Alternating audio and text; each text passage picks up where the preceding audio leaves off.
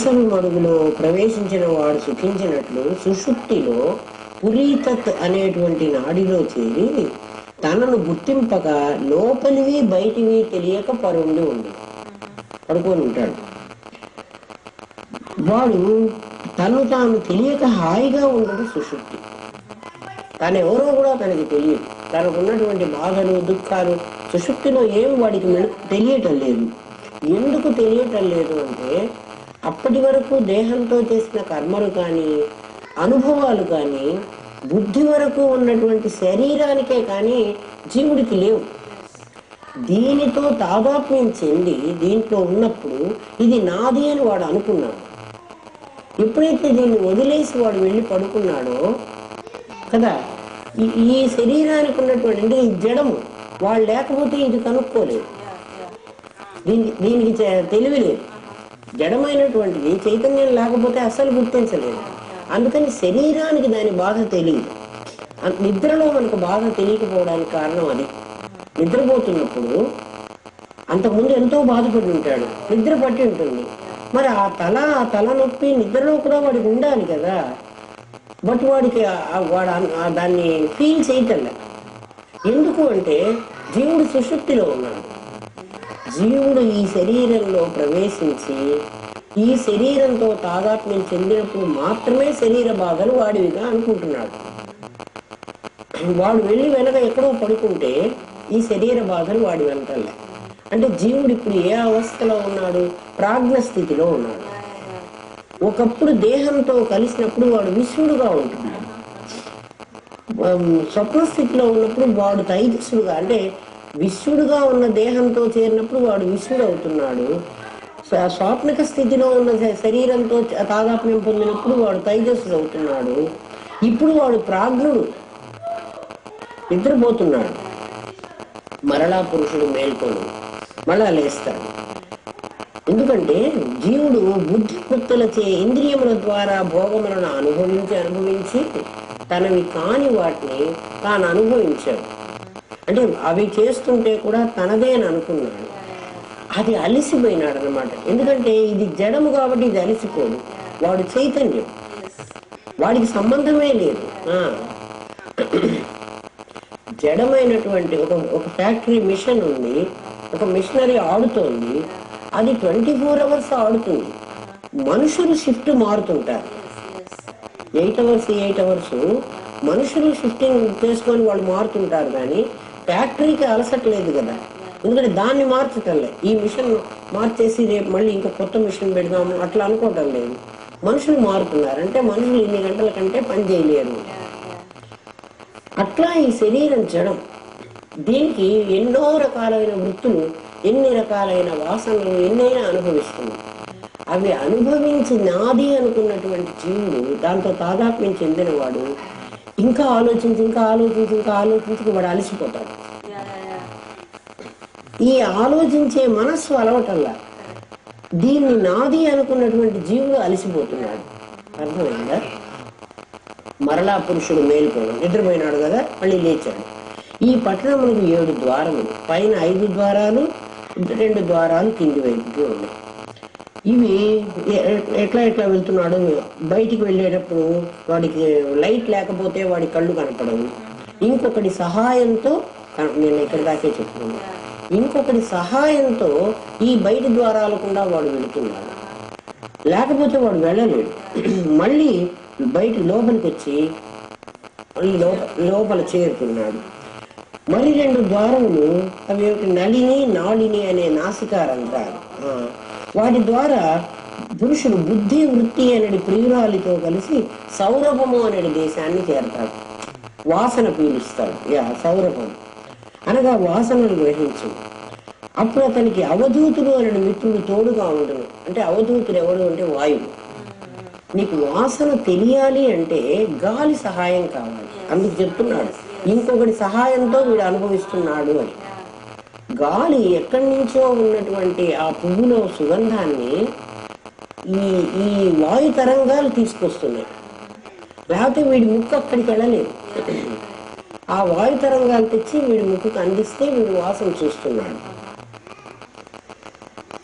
అనగా గాలి లేనిదే ముక్కు వాసనను గ్రహింపలేదు. 5వ ద్వారము ముఖ్య అని పేరు గల ద్వారం అనగా నోరు. ఈ నోరుల ద్వారము నుండి జీవుడు వెలుకలు వచ్చి ఆపణము బహుధనము అనే దేశాలకు వెళ్తాడు. అంటే నోటితో 2 పనులు చేస్తాడు. ఒకటి మాట్లాడతాడు, ఒకటి రుచి చూస్తాడు. పురంజనుడు ఈ 2 దేశములకు వెళ్ళినప్పుడు రసజ్ఞుడు విపణుడు అనే వాళ్ళని ఆధారంగా తీసుకుంటాడు. ఎందుకు అంటే వ్యాపారం అన్నమాట వీడికి. ఈ విపణుడు అంటే వ్యాపారం. ఏ మాట మాట్లాడినా ఇది మాట్లాడినందువల్ల నాకు ఏమొస్తుంది, ప్రతివాడు చూడు ఏ మాటన్నా నువ్వు మాట్లాడు, నీ నోట్లోంచి మాట బయటకు వచ్చింది అంటే నీకు దానివల్ల ఏదో కావాలి అని కోరుకుంటున్నావు. అంటే ఒక వ్యాపారస్తుడు ధోరణిలో. అంటే నువ్వు నీ గొప్పతనాన్ని వాళ్ళు గుర్తించాలని కానీ కదా, లేకపోతే వాళ్ళు నీకు అణిగిమణి ఉండాలని కానీ, నీ అహంకారాన్ని వాళ్ళు అడ్డగించారు కాబట్టి వాళ్ళని కోప్పడాలని కానీ, ఎప్పుడైనా మనిషి మాటలో చూడు ఎంత షార్ప్నెస్ వస్తుంది. ఎందుకు అంటే మాటలో కూడా అదే వస్తున్నది. దాని వెనక ఉన్న భావం ఇది. నేను గొప్పవాడిని, నా గొప్పతనం నువ్వు గుర్తించాలి నా మాటల ద్వారా. లేకపోతే నేను ధనవంతుణ్ణి, నేను ఇంత ధనవంతుణ్ణి అని గుర్తించాలి. ఏ మాటైనా మాట్లాడు, ఆ మాట వెనక ఇది ఉంటుంది. ఒక్కొక్కడు కారు ఎక్కగానే ఏసీ ఆన్ చేసేసి అంటారు. అంటే అంత ఏసీ లేకపోతే నేను బతకలేనటువంటి అట్లా వాతావరణంలో నేను ఉన్నాను అంటే నాకు ఇంట్లో కూడా ఏసీయే ఉన్నది అని నీకు ఇప్పుడు చెప్పుకోవాలి. కార్ స్టార్ట్ చేస్తే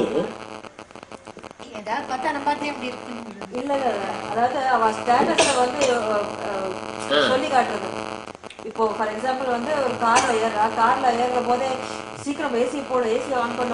ఎందుకంటే కార్ స్టార్ట్ అయితే ఆటోమేటిక్ గా ఏసీ ఆన్ అవుతుంది, వస్తుంది. జస్ట్ 1-2 నిమిషాలు ఆ టాలరెన్స్ కూడా మనిషిలో ఉండదు. ఓకే, ఎగ్జాంపుల్ చెప్పాను. అంటే ఎంతసేపు నీ స్టేటస్ ని నువ్వు బయట పెట్టాడు. అందుకే విపణుడు అన్నాడు, వ్యాపారస్తుడు. మాట మాట్లాడితే నీకు వ్యాపారం తెలియక్కర్లేదు, బట్ నువ్వు వ్యాపారమే చేస్తున్నావు. ఎదుటి మనిషితో నువ్వు మాట్లాడుతున్నావు అంటే నీ ఆధిక్యత చూపించుకోవడం కోసమే మాట్లాడుతావు. అదే వ్యాపారం. నేను ఇంత గొప్పవాడిని, నేను ఇంత ధనవంతుడిని, నేను ఇలా ఇంత తెలివిగలవాడిని.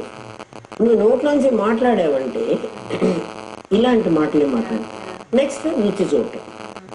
4కి వాడు లొంగిపోతున్నాడు. రసజ్ఞుడు అనగా రుచులను చవిచూచు రసనేంద్రియం. అది 4. ఇట్లా వాడు అన్ని ద్వారాలకి ఇంకా చాలా చాలా చెప్పాడు. ఇంకా అంత డీటెయిల్డ్ గా అనవసరం, ఎందుకంటే మనకి తెలుసు అవి ఏం చేస్తున్నాయి. ఈ చెవులతో పాంచాల దేశం అనేటువంటి దానికి వెళ్తాడు. దాంట్లో ఫలాలు వాటిని ఎరుగు చేయి శృతధరుడు. వాడు చెవితో ఏమి వినాలి అంటే కర్మలను ఆచరించి స్వర్గాన్ని పొందాలి అని.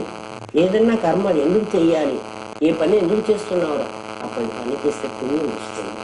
పుణ్యం ఎందుకు రావాలి నీకు అంటే వాడికి పుణ్యం ఎందుకు కావాలి, పుణ్యం చేసిన వాడు స్వర్గానికి వెళ్తాడు. ప్రతిదీ చెవితో వినాలి అంటే వాడు దానివల్ల వాడికి మనకి ఎందుకులే ఆ మాట వింటే మనకు పాపం వస్తుంది. ఎందుకు పాపం అంటే భయపడుతున్నావు?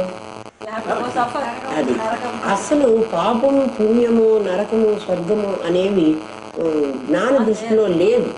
ఎందుకు అంటే నిప్పు ఉన్నదమ్మా, నిప్పు స్వభావం ఏమిటి? కాల్చడం కదా. దాన్ని జాగ్రత్తగా ఉపయోగించుకుంటే అది నీకు ఉపయోగంగానే ఉంది.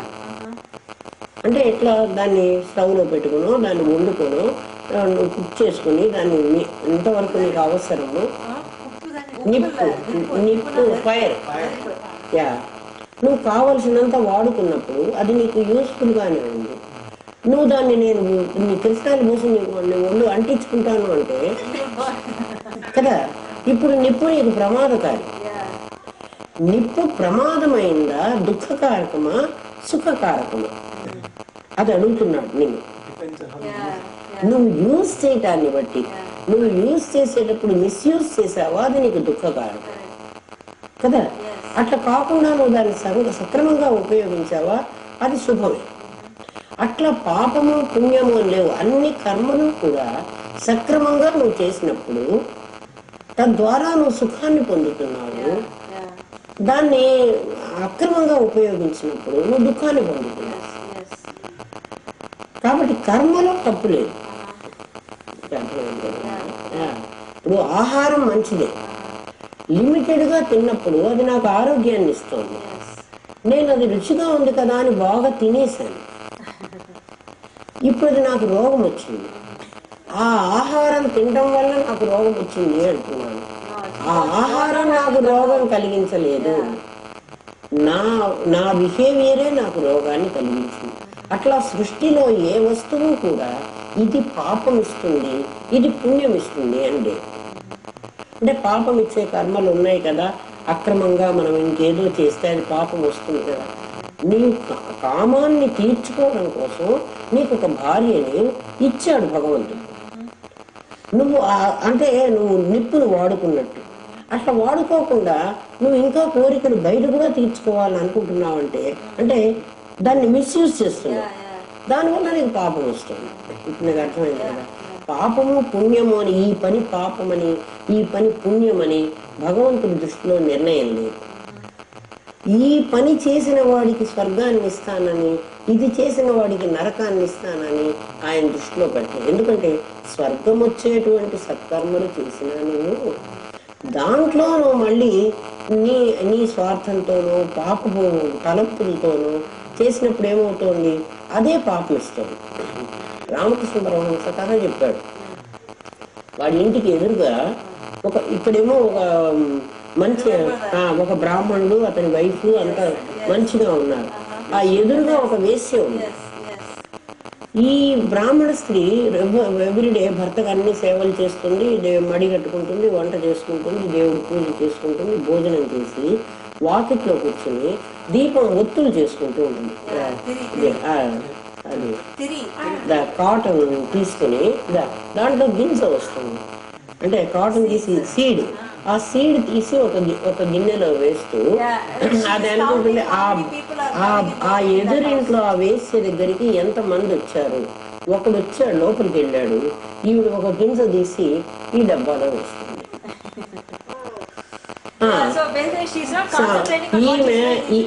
ఈమె శ్రీరామ రామ రామ చెప్తూనే ఈమె ఒత్తులు చేస్తున్నది. ఈమె ఆ ఒక్కొక్క గింజ తీసి అందులో పడేస్తోంది.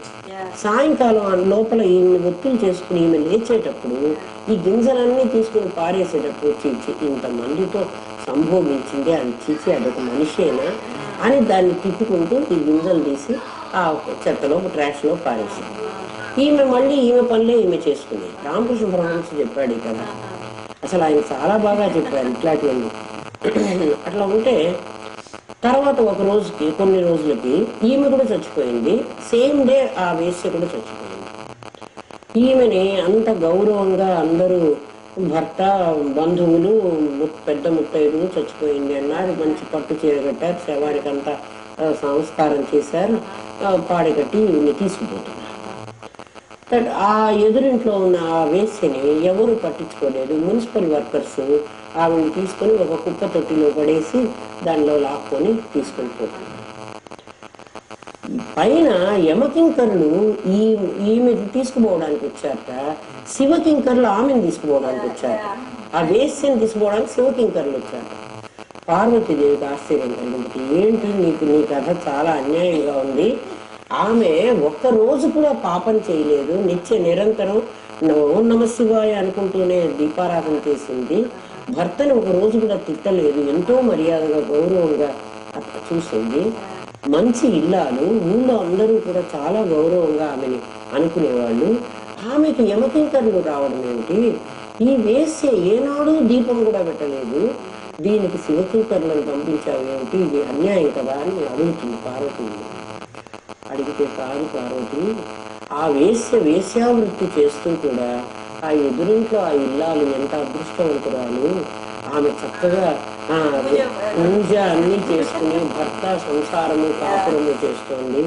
నా కర్మం ఏం పాపం చేశాను, ఇటువంటి జన్మ నాకు వచ్చింది అని నిత్య నిరంతరం ఈమెను గురించి తలంచుకుంటూ అది ఆ వృత్తి చేసేది. ఈమె దాని గురించి ఈమె హాయిగా ఉండి అట్లా మనసుతో కర్మ సక్రమంగానే చేసింది. అందుకే పార్వతి ఈమె సక్రమమైన కర్మ స్థూల దేహంతో చేసింది, సూక్ష్మదేహం ఆమెది తప్పు ఆలోచనలు ఆలోచించింది.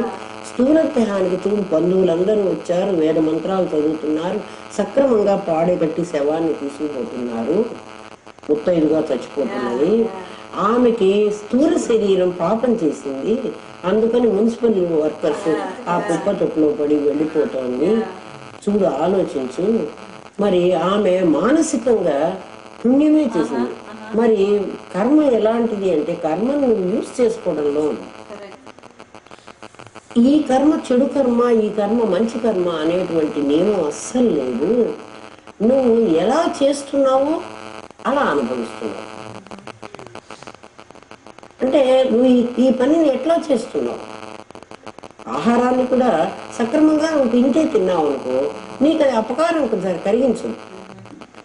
ఏదైనా సరే అది బాగుంది కదా అని నువ్వు చాలా తిన్నావు అనుకో, అదే నీకు అపకారం కలిగిస్తుంది. అది చెప్తున్నాడు అన్నమాట. నువ్వు అనుకుంటున్నావు కర్మలను ఆచరించి పుణ్యకర్మలు చేస్తే నేను స్వర్గానికి వెళతానని, పాపకర్మలు చేస్తే నేను అట్లానే నువ్వు పాపకర్మలు చేయమని చెప్పటంలా. నీ మానసికంగా నువ్వు ఏం చేస్తే అది అనుభవించాలి. కర్మ ఏదైనప్పటికీ నీ మానసిక స్థితిని బట్టే నీకు కర్మ అనుభవం ఉంటుంది కదా. అట్లా నువ్వు అన్ని అనుభవిస్తున్నావు. ఈ పాణి పాదములు ఇవన్నీ కూడా ఈ కర్మేంద్రియాలు, జ్ఞానేంద్రియాలన్నీ చెప్పేశాడు. కర్మేంద్రియాలన్నీ కూడా బుద్ధివి, వాటికి స్వతహాగా శక్తి లేదు. బుద్ధి ప్రేరణ చేస్తే అవి ఆ పని చేస్తాయి, బుద్ధి ప్రేరణ చేయకపోతే అవి ఆ పని చెయ్యవు. ఎందుకంటే మైండ్ నుంచి సిగ్నల్స్ వస్తేనే కదా ఇంద్రియాలు పని చేస్తున్నాయి, లేకపోతే పని చెయ్యవు కదా. వాటికి స్వతహాగా చేసే శక్తి లేదు. ఈ జ్ఞానేంద్రియాల కన్నా కొంత జ్ఞానం ఉంది, కర్మేంద్రియాలకు అసలు జ్ఞానం లేదు.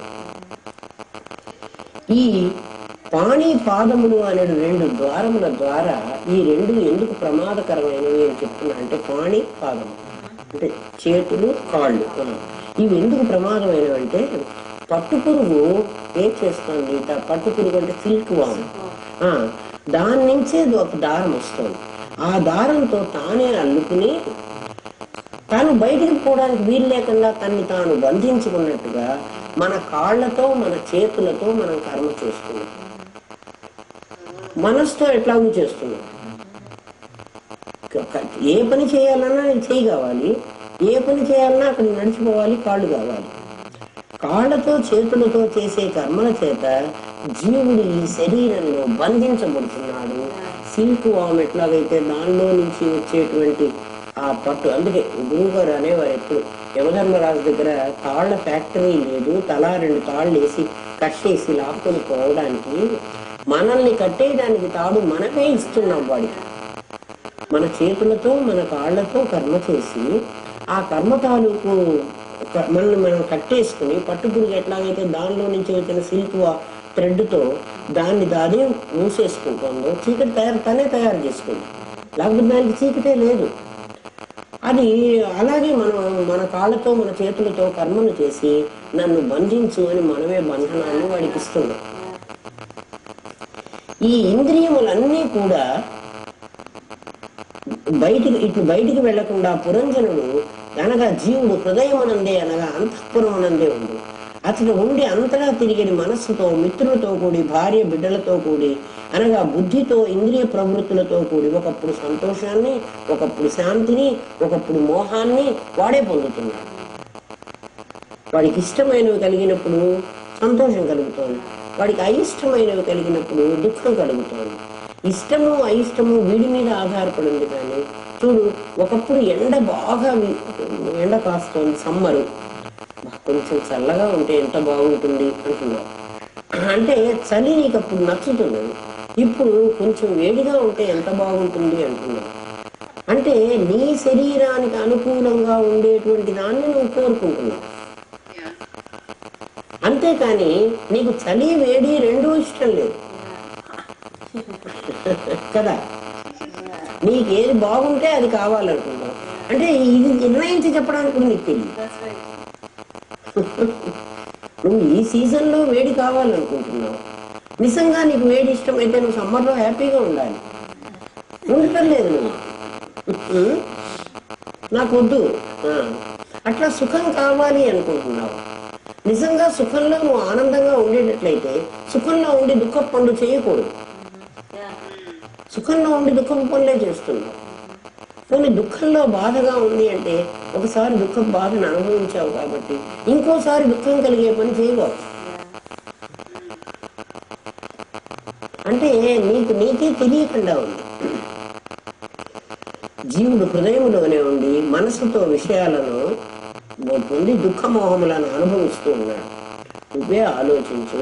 నిజంగా దుఃఖం ఎప్పుడైనా నీకు ఎమోషన్స్ వస్తాయి కదా, నీకు దుఃఖం వచ్చినా సుఖం వచ్చినా సంతోషం వచ్చినా ఒకసారి ఒక చోట కూర్చుని ఆలోచించు, ఇది బుద్ధికి కలిగినటువంటి సుఖమా, జీవుడికి కలిగినటువంటి సుఖమా? జీవుడికి సంబంధం లేదు. సంబంధం లేకపోయినా అది నాది అని వాడు చేస్తున్నాడు. ఎట్లా చేస్తున్నాడంటే, జీవుడైతే వీడి భార్య అని చెప్పేశారు. మనకి భార్య అంటే అంత బాగా అర్థం కాదు, కూతురు అంటేనే అర్థం అవుతుంది. నీ పిల్ల ఉంది, నీ పిల్ల ఏదైనా ఆడుకోవడానికి పోయి ఏదో తప్పు చేసింది, ఐదు పిల్లవాడిని కొట్టడము సంథింగ్ ఏదో చేసింది. నువ్వు అక్కడ లేవు, నువ్వు చూడలేవు. బట్ నువ్వు అక్కడికి వెళ్ళిన తర్వాత ఏం చేస్తావంటే, నీ పిల్ల ఆ తప్పు చెయ్యలేదు అని అనటానికి నువ్వు ప్రయత్నం చేస్తావు. నువ్వు చూడలేదు కదా. అక్కడ ఎవరో చూసుంటే ఆ పిల్ల వాడిని కొట్టిందేను తిట్టిందేను చెప్తారు. వాళ్ళు చూడలేదు, నువ్వు చూడలేదు. పిల్లల్ని నిజంగా అడిగి వాళ్ళు నిజం చెప్తున్నారా అబద్ధం చెప్తున్నారా అని కనుక్కుంటారు. బట్ తల్లి ఏం చేస్తుందంటే, అంటే దాని మీద ఉండే మోహన్ నీకు చెప్పడానికి చెప్తుంది. ఆ బిడ్డ మీద ఉండే మోహంతో ఒకవేళ వాళ్ళ పిల్లవాడిని కొట్టింది, ఇది నిజంగా కొట్టింది అని తెలిస్తే వాళ్ళ రియాక్షన్స్ ఎట్లా ఉంటాయో, అందుకని ముందే ఇది కొట్టలేదు అని దీన్ని అట్లా చేయడానికి తల్లి ఎట్లా ప్రయత్నిస్తుంది, ఎందుకు ప్రయత్నిస్తోంది? తల్లి బిడ్డ ఒకటి కాదు అసలు, అది వేరు ఇది వేరు. పోనీ ఆ కర్మ జరుగుతున్నప్పుడు ఇది చూసిందా అంటే ఇది చూడలేదు. అంటే నీ బిడ్డ మీద నీకు ఖచ్చితంగా తప్పు చెయ్యదు అన్నటువంటి నమ్మకం ఉందా అంటే అది పిల్ల, అది తప్పు చేస్తే చేయొచ్చు. అంత ఖచ్చితంగా ఇది చెయ్యదు అని నువ్వు చెప్పగలవా? ఎందుకంటే దాని క్యారెక్టర్ ఇంకా బిల్డప్ కాలేదు. అది పిల్ల కాబట్టి అది చేసి ఉండొచ్చు. కానీ ఏ తల్లి తన బిడ్డ ఈ తప్పు చేసి ఉండొచ్చు అని మాత్రం ఎక్స్పెక్ట్ చేయదు. అది మోహం. నీకు నీ పిల్ల మీద మోహంతో నీకు సంబంధం అది తప్పని నీకు తెలుసు. అది తప్పని తెలిసినా కూడా నువ్వు దీన్ని ప్రొటెక్ట్ చెయ్యాలని నువ్వు లేదు లేదు మా అమ్మాయి అసలు అట్లా చెయ్యదు, మా పిల్ల చాలా బుద్ధిమంతురాలు, ఇంట్లో అసలు అది దెబ్బలు తినొస్తుంది కానీ ఎవరిని కొట్టదు కదా. అంటే ఇట్లా అన్ని మాటలు చెప్తున్నావు. అది నీకు సంబంధం లేనటువంటి విషయాన్ని నువ్వు ఎట్లా ఇంటర్ఫియర్ అయ్యి దాన్ని ప్రొటెక్ట్ చేస్తున్నావో, జీవుడు సంబంధం లేనటువంటి బుద్ధి మనస్సు చేసినటువంటి శరీర ఇంద్రియాలు చేసినటువంటి ఆ కర్మ దాని మీద మోహంతో, ఎందుకంటే ఈ శరీరం కావాలని వాడు అడుక్కుని దీని మీద వ్యామోహంతో తెచ్చుకున్నాడు. వాడు అనుకుంటాడు దీన్ని ప్రొటెక్ట్ చేయాల్సినటువంటి బాధ్యత నాది అనుకుంటాడు. అర్థం ఉందా? అందుకనే గురుదేవులు అంటారు, ఏ సంఘటన అన్నా జరగని, సాధారణంగా ఇంట్లో ఏవైనా చిన్న చిన్న తగాదాలు నీకు నాకు ఏదైనా డిఫరెన్సెస్ వస్తూ ఉంటాయి కదా, అప్పుడు పోట్లాడుకున్నారు. అంటే మామూలు జనరల్గా మనిషి ఎట్లాగే మాట్లాడుకుంటాడు కదా, ఆ పోట్లాడేటప్పుడు వీడికి ఆ విచక్షణ జ్ఞానం ఉండదు. తర్వాత నువ్వు ఒకసారి కూర్చుని ఆలోచించి వాళ్ళన్న మాటలు నువ్వన్న మాటలు అన్నీ గుర్తు చేసుకో. ఏ కారణంగా వాళ్ళు ఈ మాట అని ఉంటారు, ఏ కారణంగా నువ్వు దీన్ని ఇట్లా చేస్తున్నావు. అసలు జీవుడికి సంబంధమే లేకపోతే శరీరం తన్ని తాను ప్రొటెక్ట్ చేసుకోలేని పరిస్థితి. శరీరం చేసుకోలేదు అసలు, ఎందుకంటే అది జడం కదా, దాని కర్మ చేస్తున్నానని కూడా తెలియదు. జీవుడు దాంట్లో చేరబట్టే దానికి ఈ శక్తి ఉంటుంది. అటువంటప్పుడు ఈ దీనికి అసలు ఏ సంబంధం ఉంది, ఎందుకు ఇంతసేపు మాట్లాడాను, అనవసరం కదా అని ఒక్కసారి నువ్వు విమర్శించుకుంటే రేపు మళ్ళీ ఇటువంటి సంఘటన జరగదు. కానీ విమర్శించుకోనివ్వదు.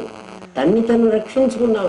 నీ బిడ్డ మీద ఉండే మోహన్ నీకు ఎట్లాగైతే దాన్ని రక్షించాలి అని అనిపిస్తుందో, మన బుద్ధి చేసేటువంటి ఈ తప్పుడు పనులన్నీ కూడా, బుద్ధి మనస్సు అందరూ అట్లాంటి వాళ్ళు. ఎందుకంటే ఇంద్రియాలన్నీ అవి ఎందుకు చేస్తున్నాయో కూడా మళ్ళీ చెప్తాడు, అవి ఎందుకు అట్లా ప్రవర్తిస్తున్నాయో చెప్తాడు. అసలు ఇప్పుడు జీవుడిని డిస్కనెక్ట్ చేస్తున్నాడు. అర్థమవుతుంది కదా నీకు? నువ్వు ఆలోచించు, నీ జీవుడు వేరుగా ఉన్నాడు, వీటితో సంబంధమే లేదు. నీకు వేరుగా ఉన్నాడని నేను ఎట్లా నమ్మను అంటే, ఇద్దరిలో వాడు వేరే వెళ్ళిపోతున్నాడు, వాడికి వీటితో సంబంధం పెట్టుకోవటం లేదు. నిద్ర వచ్చిన వాడు నిద్రే కాదు, నీకు మత్తు మందు ఇచ్చి నీ శరీరం నుంచి నేను వేరు చేస్తే, మామూలుగా అయితే ఇక్కడ సూది గుచ్చంగానే నాకు సూది గుచ్చింది అని చెప్తోంది. ఎందుకంటే లోపల ఆ చైతన్యమైన ఆత్మ ఉంది కాబట్టి. ఆ ఆత్మ పని చేయలేకుండా నీకు మత్తు ఇచ్చాడు, సర్జరీ అనస్థీషియా ఇచ్చాడు. సర్జరీ చేసేటప్పుడు మరి నీకు మనసు ఉంది కదా, మరి నీకు స్పర్శ జ్ఞానం ఉండాలి కదా, ఎందుకంటే గాలి పీలుస్తున్నావు కదా, నిన్నెవరూ ఆపలేదు, నువ్వు నిద్రపోవటం లేదు, మరి నీకు తెలుస్తుందిగా, తెలియటం లేదు. ఎందుకని? జీవుడితో వీటికి డిస్కనెక్ట్ చేసేసారు. అంటే జీవుడు ఒకసారి దీన్ని డిస్కనెక్ట్ చేసుకుంటున్నాడు అని నీకు తెలిసినప్పుడు, అంటే వాడికి అవసరం వచ్చినప్పుడు డిస్కనెక్ట్ చేసుకుని వాడి దాన్ని వాడు వెళ్ళి హాయిగా పడుకుంటున్నాడు. దీని కర్మ దీన్ని వదిలేస్తున్నాడు. దీని నొప్పి ఉంది, ఎందుకంటే మెలకు వచ్చిన తర్వాత నొప్పి తెలుస్తుంది నీకు కదా. డాక్టర్ అందుకే అది పోయే వరకు ఆపరేషన్ చేసి ఇంజక్షన్ ఇచ్చి నీకు మత్తు ఇంజక్షన్ ఇచ్చి నేను పడుకోబెట్టాడు. ఎందుకు మత్తు ఇస్తున్నాడు? నీ శరీరంలో జరిగేటువంటివన్నీ కూడా జీవుడితో నీకు చెప్పకూడదు. ఆ చైతన్యం ఇక్కడ పని చేయకూడదు, ప్రాణం తీసేయటం వాడు, ప్రాణం ఉంది. మరి ఒకసారి డిస్కనెక్ట్ చేసుకుని వాడు వేరే వెళ్ళేటువంటి జీవుడు తర్వాత దీంతో కనెక్షన్ పెట్టుకుంటే, వీడి కనెక్షన్ కరెక్టా, వీడి డిస్కనెక్షన్ కరెక్టా అని నువ్వు ఎందుకు ఆలోచించవు అంటాడు. ఆలోచించు. నీకు నాకు సంబంధం ఉంటే మన ఇద్దరికి ఎప్పుడు సంబంధం ఉండాలి. ఒకప్పుడు మన ఇద్దరం కలిసి ఉన్నప్పుడు మన ఇద్దరికి సంబంధం ఉంది. లేదు మేమిద్దరం డైవర్స్ చేసేసుకున్నాం, వెళ్ళిపోతున్నాం అని అంటే, డైవర్స్ చేసుకుంటే ఇక రేపు సంబంధం ఉండకూడదు మళ్ళీ కదా. అంటే నిత్య నిరంతరం దాన్నే శరీర తాదాత్మ్యము అంటాడు. తాదాత్మ్యము అంటే తనకు లేనటువంటి దాన్ని ఉన్నట్టుగా వీడు భావిస్తున్నాడు, తనకు లేనటువంటి దాన్ని ఉన్నట్టుగా శరీరం భావిస్తుంది. ఏమిటి శరీరం భావిస్తోంది? శరీరానికి మరణం ఉంది, తనకు మరణం లేదు. తాదాత్మ్య దోషం వల్ల డాక్టర్ ఏదైనా నీకు క్యాన్సర్ వచ్చింది అంటే వెంటనే ప్రతివాడు ఏమంటాడు, అయ్యో అయితే నేను చచ్చిపోతానా కదా. అంటే నేను అంటున్న వాడికి శరీరంతో అసలు సంబంధం లేదు,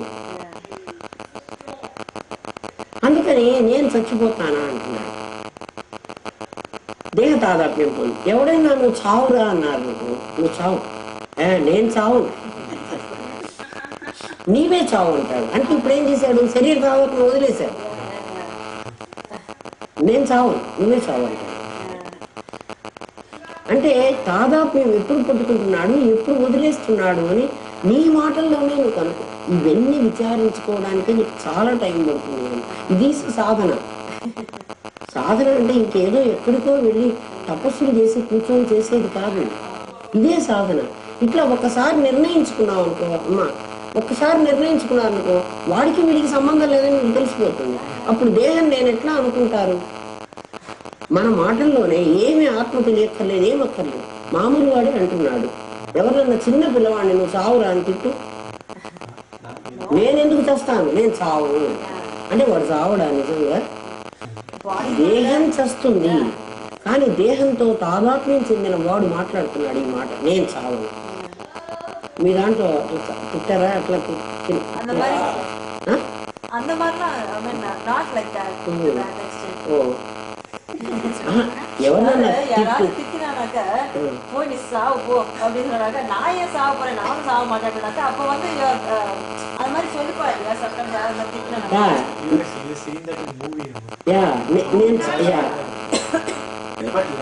நான் சாக மாட்டேன் அப்படின்னாக்கா ఎవరన్నా సస్తాకుంటే ఒప్పుకోడు. అంతవరకు ఎందుకు? ఎవడో కాదమ్మా, ఎవడో చచ్చిపోయినాడు, ఆ చచ్చిపోయిన చోటికి మనం వెళ్ళాము కదా, అయ్యో అక్కడ ఇట్లా చేస్తే నీకు అట్లా వస్తుంది అమ్మయ్య. This is how they say it seems. Only if I die, you will understand the importance of me. Until then, you will not realize what I'm saying. Like that. Because of me, you are getting that respect. That's how he says it.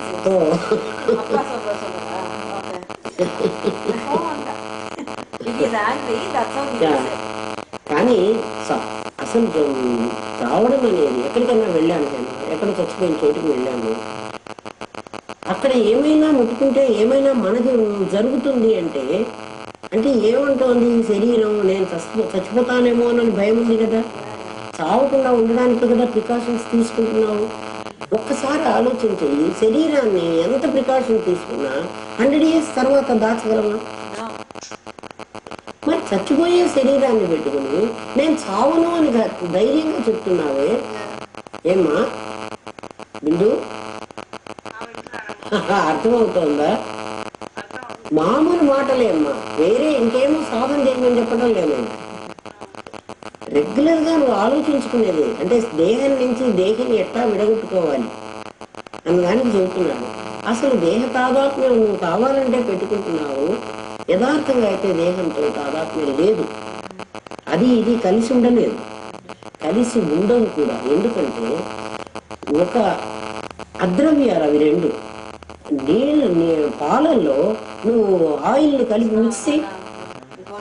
ఎందుకని ఈ ఇద్దరు ఒక సాంద్రత కలిగిన వాళ్ళు, ఏమన్నా density కలిగిన వాళ్ళు కాదు. పదార్థం దాని తత్వం వేరు, దీని తత్వం వేరు. ఈ రెండింటిని ఫిక్స్ చేయాలంటే నువ్వు కాదు. అట్లా ఆత్మతత్వం వేరు, ఆత్మ చైతన్య స్వరూపం. ఆత్మ చైతన్య స్వరూపం, అనాత్మక చైతన్యం లేదు, ఇది జడం. ఒక జడాన్ని ఒక చైతన్యాన్ని నువ్వు ఎట్లా కలపగలవు? అసలు ఆ ఇద్దరు కలిసేవాడు కాదు, కలిసినట్లుగా నీకు కనపడుతున్నారు. ఎలా కనపడుతున్నారు అంటే భూమి ఆకాశంతో కలిసినట్లుగా కనపడుతుంది కదా. భూమి ఎప్పుడు ఆకాశంతో కలవదు. అట్లాగే రైలు పట్టాలు రెండు సమాంతర రేఖలు, అవి రెండు అసలు కలవకూడదు. కలిస్తే రైలు పడిపోతుంది, రైలు నడవదు. కానీ నీకు కొంత దూరం రెండు పట్టాలు కనిపించి ఇంకా అట్లాగే ఒకవేళ స్ట్రైట్ లైన్ ఉందనుకో, ఒక లైన్ లో నీకు కనపడుతుంది. ఇప్పుడు ఇది నీ కంటి దోషమా, పట్టాలు కలిసినయ్యా కదా? అంటే నీకు కలిసినట్టుగా కనపడుతున్నాయి కానీ యథార్థంగా కలవటం లేదు. అట్లా సూర్యకిరణం ఉంది, సూర్యకిరణంలో నీకు రంగులు కనపడుతున్నాయి. సూర్యకిరణంలో రంగులు లేవు, ఎందుకంటే కిరణాలను నిలువుగా చీల్చి ఎట్లా చేసినా కూడా రంగులు కనపడటం. మరి సూర్యకిరణంలో రంగులే కదా నాకు రెయిన్బో కనపడుతోంది కదా. సూర్యకిరణంలో రంగులే కదా నాకు 7 కలర్స్ గా కనపడుతోంది. మరి ఆ కిరణంలో ఉందా రంగులు? కిరణంలో రంగులు ఉంటే నీకు ఎంత డబ్బన్నా ఇస్తాను, అంత దూరం వెళ్ళి ఆ రెయిన్బోలోని ఒక్క కలర్ నాకు తీసుకొచ్చింది. నువ్వు తెచ్చివ్వలేవు. ఎందుకని? అది యథార్థం కాదు. యథార్థమైనటువంటిది యథార్థం కాని దాంతో కలవలేదు. ఒక సత్యమైనటువంటి పరమాత్మే జీవుడు కదా, ఒక అసత్యమైనటువంటి శరీరంతో కలవలేదు. లేక ఒక నిత్యమైనటువంటి బ్రహ్మము అనిత్యమైన శరీరంతో కలవలేదు. ఎందుకంటే శరీరానికి పరిమితం ఉంది, 100 years. ఇది పుట్టింది, ఇది చచ్చిపోతుంది, ఇది పెరుగుతోంది. పుట్టుక, పెరుగుట, చావు అని అంటే ఆద్యంతాలు ఉన్నాయి దీనికి. ఇది ఆది, ఇది అంతం. మరి ఆత్మకి ఆది అంతము లేదు. దీనికి అనేకత్వం ఉంది, దానికి ఏకత్వం ఉంది. అటువంటిప్పుడు ఈ రెండు పదార్థాలు కలవడానికి మీకు వీల్లేదు, కలిసినట్లుగా కనపడుతుంది. అట్లా నీ శరీరంలో ఒక చైతన్యము, ఒక ఒక జడమైనటువంటి శరీరము కలిసినట్టుగా కనపడుతుంది. ఎలా కలిసినట్టుగా కనపడుతుంది అది కూడా మళ్ళీ క్వశ్చన్. నాకెందుకు అట్లా కనపడుతున్నది? నీ శరీరం ఉంది కదా, ఈ శరీరంలోనే నీకు గోల్డ్ ఉన్నాయి, నెయిల్స్, నీకు హెయిర్ ఉంది. ఇప్పుడు ఈ హెయిర్, నీ నెయిల్స్ చైతన్యమా జడమా చెప్తున్నా? యా, జడమైతే జడమైతే పెరగకూడదు. జడము, ఈ సోఫా ఉంది, ఈ సోఫా పెరగకూడదు. ఈ సోఫా 4 రోజులు కాదు 10 సంవత్సరాల తర్వాత వచ్చి చూస్తే ఒక అడుగు ఎక్కువ అయిందనుకో కదా. 1 నెల తర్వాత నా గోల్డ్ చూస్తే పెరుగుతున్నాయి. అట్లాగే నా హెయిర్ ఇంకా పెరగకూడదు. యా, నువ్వు ఇది నా నా హెయిర్ పెరగకూడదు, హెయిర్ పెరుగుతోంది. పోనీ చైతన్యం అందామా అంటే దీన్ని కట్ చేస్తే నాకు నొప్పి కలగాలి, నాకు నొప్పి కలగటాల. గోరు కట్ చేస్తే నాకు నొప్పి కలగాలి, చైతన్యమే అయితే. నాకు నొప్పి కలగటం లేదు, గోరు కట్ చేస్తున్నాను. మరి పెరిగే గుణం దానిలో చైతన్యం అందామా, లేక కట్ చేస్తే నొప్పి లేనటువంటి అంటే సెన్సేషన్ లేదు, అట్లాగే హెయిర్ కూడా సెన్సేషన్ లేదు. నువ్వు బాగా ఆలోచించు, ఇవన్నీ చాలా క్లీన్ గా అబ్జర్వ్ చేయాలి. ఏమా నువ్వు జుట్టు పీకు లేదు, హర్ట్స్, బట్ నీ బాడీలో ఏ పార్ట్కి అది కలిసి లేదు, మొత్తం హెయిర్ రూట్ తో సహా ఇట్లా వస్తుంది.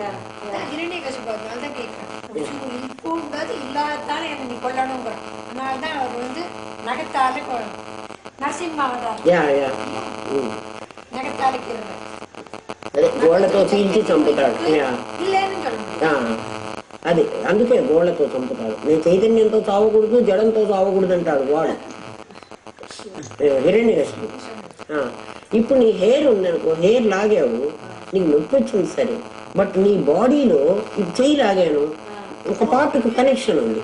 యా కదా, చెయ్యి రాదు నాకు అట్లా. హెయిర్ లాగాను, కంప్లీట్ గా అంతవరకు ఊడి వచ్చేస్తుంది. అట్లాగే గోరు ఎప్పుడైనా మనకు దెబ్బ తగులుతుంది చూడు, కారు డోర్ వేసినప్పుడు గోరు పడుతుంది. యా, ఆ గోరు అంతవరకు ఇట్లా ఊడి వచ్చేస్తుంది. మనం పీకలేదు, బట్ నొప్పి ఉంటుంది, లేదని చెప్పాను. బట్ బాడీతో కలిసి లేదు, అది ఉన్నట్టుగా కనిపిస్తుంది.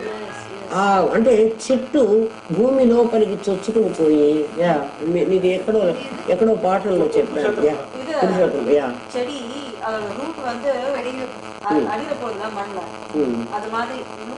అది అనుకుంటుంది భూమి నన్ను పట్టుకుంది అనుకుంటుంది. భూమి నన్ను పట్టుకోలేదు, నువ్వే నీ రూట్స్ తో భూమిలోకి చొచ్చుకుని పోయి దాంట్లో నువ్వు నిలబడ్డావు. అట్లా ఈ వెంట్రుకలు కూడా నా శరీరంలోకి చొచ్చుకుని పోయి అక్కడి నుంచి ఏదో తీసుకుని ఇవి రోజు పెరుగుతున్నాయి. ఇవి నా శరీరంతో సంబంధం ఉన్నట్టుగా కనబడుతున్నాయి, బట్ వీటికి లేవు. అట్లా ఈ జీవుడని అంటే జడంతో చైతన్యంతో చెబుతున్నాడు నీ శరీరానికి.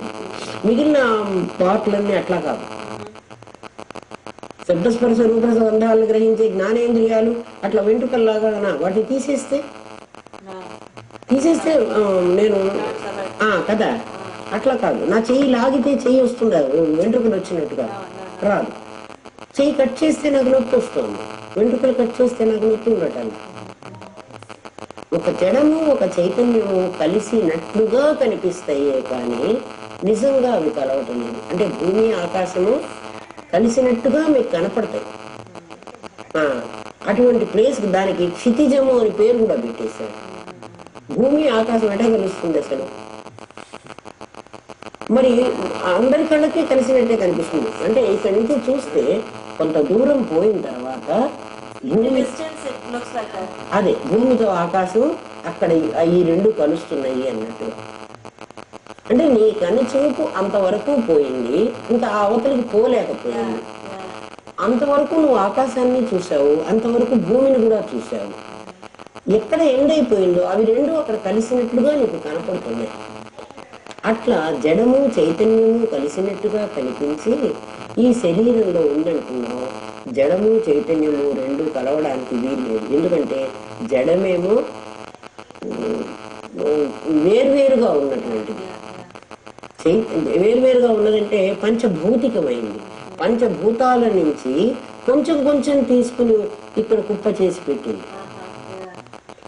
చైతన్యం ఎక్కడి నుంచి తీసుకోలేము, మొత్తం ఉన్నది చైతన్యమే. అర్థమవులే? జడమేమో ఆ పంచభూతాల నుంచి కొంచెం కొంచెం తెచ్చుకున్నా నేను. చైతన్యం అట్లా కాదు. అందుకని జడము మీకు అనేక భాగాలుగా ఉంది, చైతన్యం ఒక్కటిగానే ఉంది. ఒక చైతన్యం మీదనే నేను ఎక్కడెక్కడ జడం పెడుతున్నానో అక్కడక్కడ, ఒక వైర్ ఉందమ్మా, ఎక్కడెక్కడ నేను బల్బు పెడుతున్నానో అక్కడక్కడ మాత్రమే వెలుగుతోంది. ఇంకో చోట బల్బు పెట్టారు మనం, ఇంకో లైన్ బల్బు తీసేసాను మనం. ఆ బల్బు ఎక్కడెక్కడ పెట్టావు అక్కడ వెలుగుతోంది, ఇంకో బల్బు పెట్టాను అక్కడ వెలుగుతోంది. ఈ మధ్యలో మరి కరెంట్ లేదా? మరి ఎందుకు నాకు ఉంటే నా కరెంట్ కనిపించటం లేదే? బల్బు పెట్టలేదు. అట్లా బల్బులు అనేటువంటివన్నీ ఈ మనుషులు, ఈ ప్రాణులు, ఇవన్నీ. ఆ బల్బుకి అక్కడ ఉన్నటువంటి వైర్లో కరెంటే ఇస్తోంది. ఇక్కడి నుంచి కరెంట్ పాస్ అయ్యి ఎక్కడికి పోక్కర్లేదు. ఎక్కడెక్కడ ఉన్నటువంటి కరెంటు అక్కడక్కడ బల్బుని వెలిగిస్తోంది. ఇప్పుడు ఆ వెలుగుతున్న బల్బు కరెంటు ప్లస్ బల్బు కలిసి ఉన్నది. నిజంగా కలిసి ఉన్నాయా? స్విచ్ ఆఫ్ చేసేటప్పటికి లైట్ పోతుంది. స్విచ్ ఆఫ్ చేస్తే అంటే ఏమిటి? కనెక్షన్, కరెంట్ కనెక్షన్ ని తీసుకున్నంతసేపు బల్బు వెలుగుతోంది. కరెంట్ కనెక్షన్ ఎప్పుడు తీసుకోలేకపోతే బల్బు పోతుంది. ఇప్పుడు ఆ కరెంట్ కనెక్షన్ తీసుకోలేకపోయే స్థితి బల్బుకి ఏర్పడింది కానీ కరెంట్కి ఏర్పడలే. అందుకని చచ్చిన శవంలో కూడా నీకు ఆత్మ ఉంది అని చెబుతున్నాడు. తెలియని వాడు ఆత్మ పోయింది, ఆత్మ పోయిందిట. ఆ ఆత్మకు శాంతి కావాలి కదా, ఎక్కడికి పంపిద్దాం ఆత్మని? ఎంత పిచ్చివాళ్ళు అంటే అస్సలు ఆలోచించరు హేమా. ఆలోచించే తెలివి అది గురువు ఇస్తేనే వస్తుంది, లేకపోతే రాదు. మామూలు జరిగేవే, ఇవేం పెద్ద కష్టపడి తెలుసుకోవాల్సిన విషయం కూడా కాదు.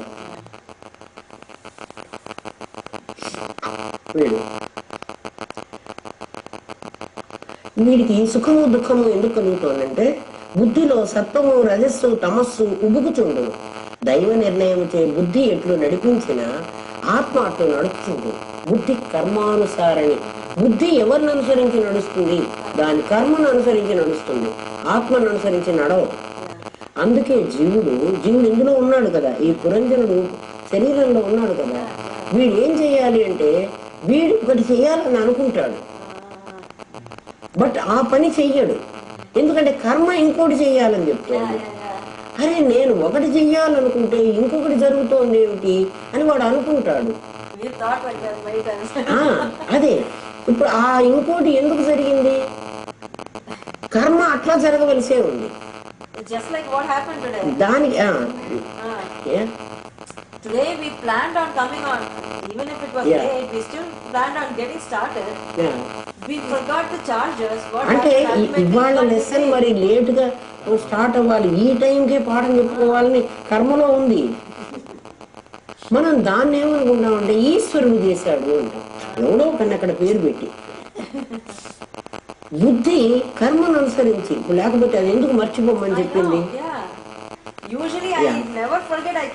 కానీ మర్చిపోవాలి అని ఇంటెన్షన్ గా అయితే చేయలేదు కదా, ఎవడూ చెయ్యడు కదా. అంటే ఇప్పుడు ఏంటి, మళ్ళీ ఇంకొకసారి ఇంటికి వెళ్ళి మళ్ళీ రావాల్సినటువంటి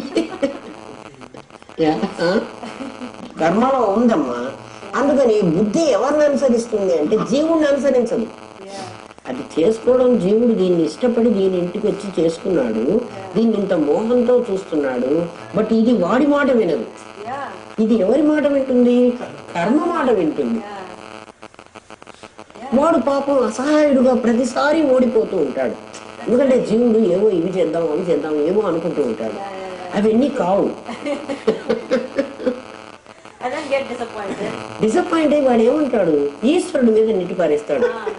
దేవుడు ఎవడో ఉన్నాడు, వాడు ప్రతిసారి నాకు ఆటంకం కలిగిస్తున్నాడు. So that becomes like a sankalpam later on. ఆ సంకల్పం కూడా వాడు మనస్సుతోనే కదా చేస్తున్నాడు. అర్థమైంది. Ultimately it becomes a sankalpam for the next janma again.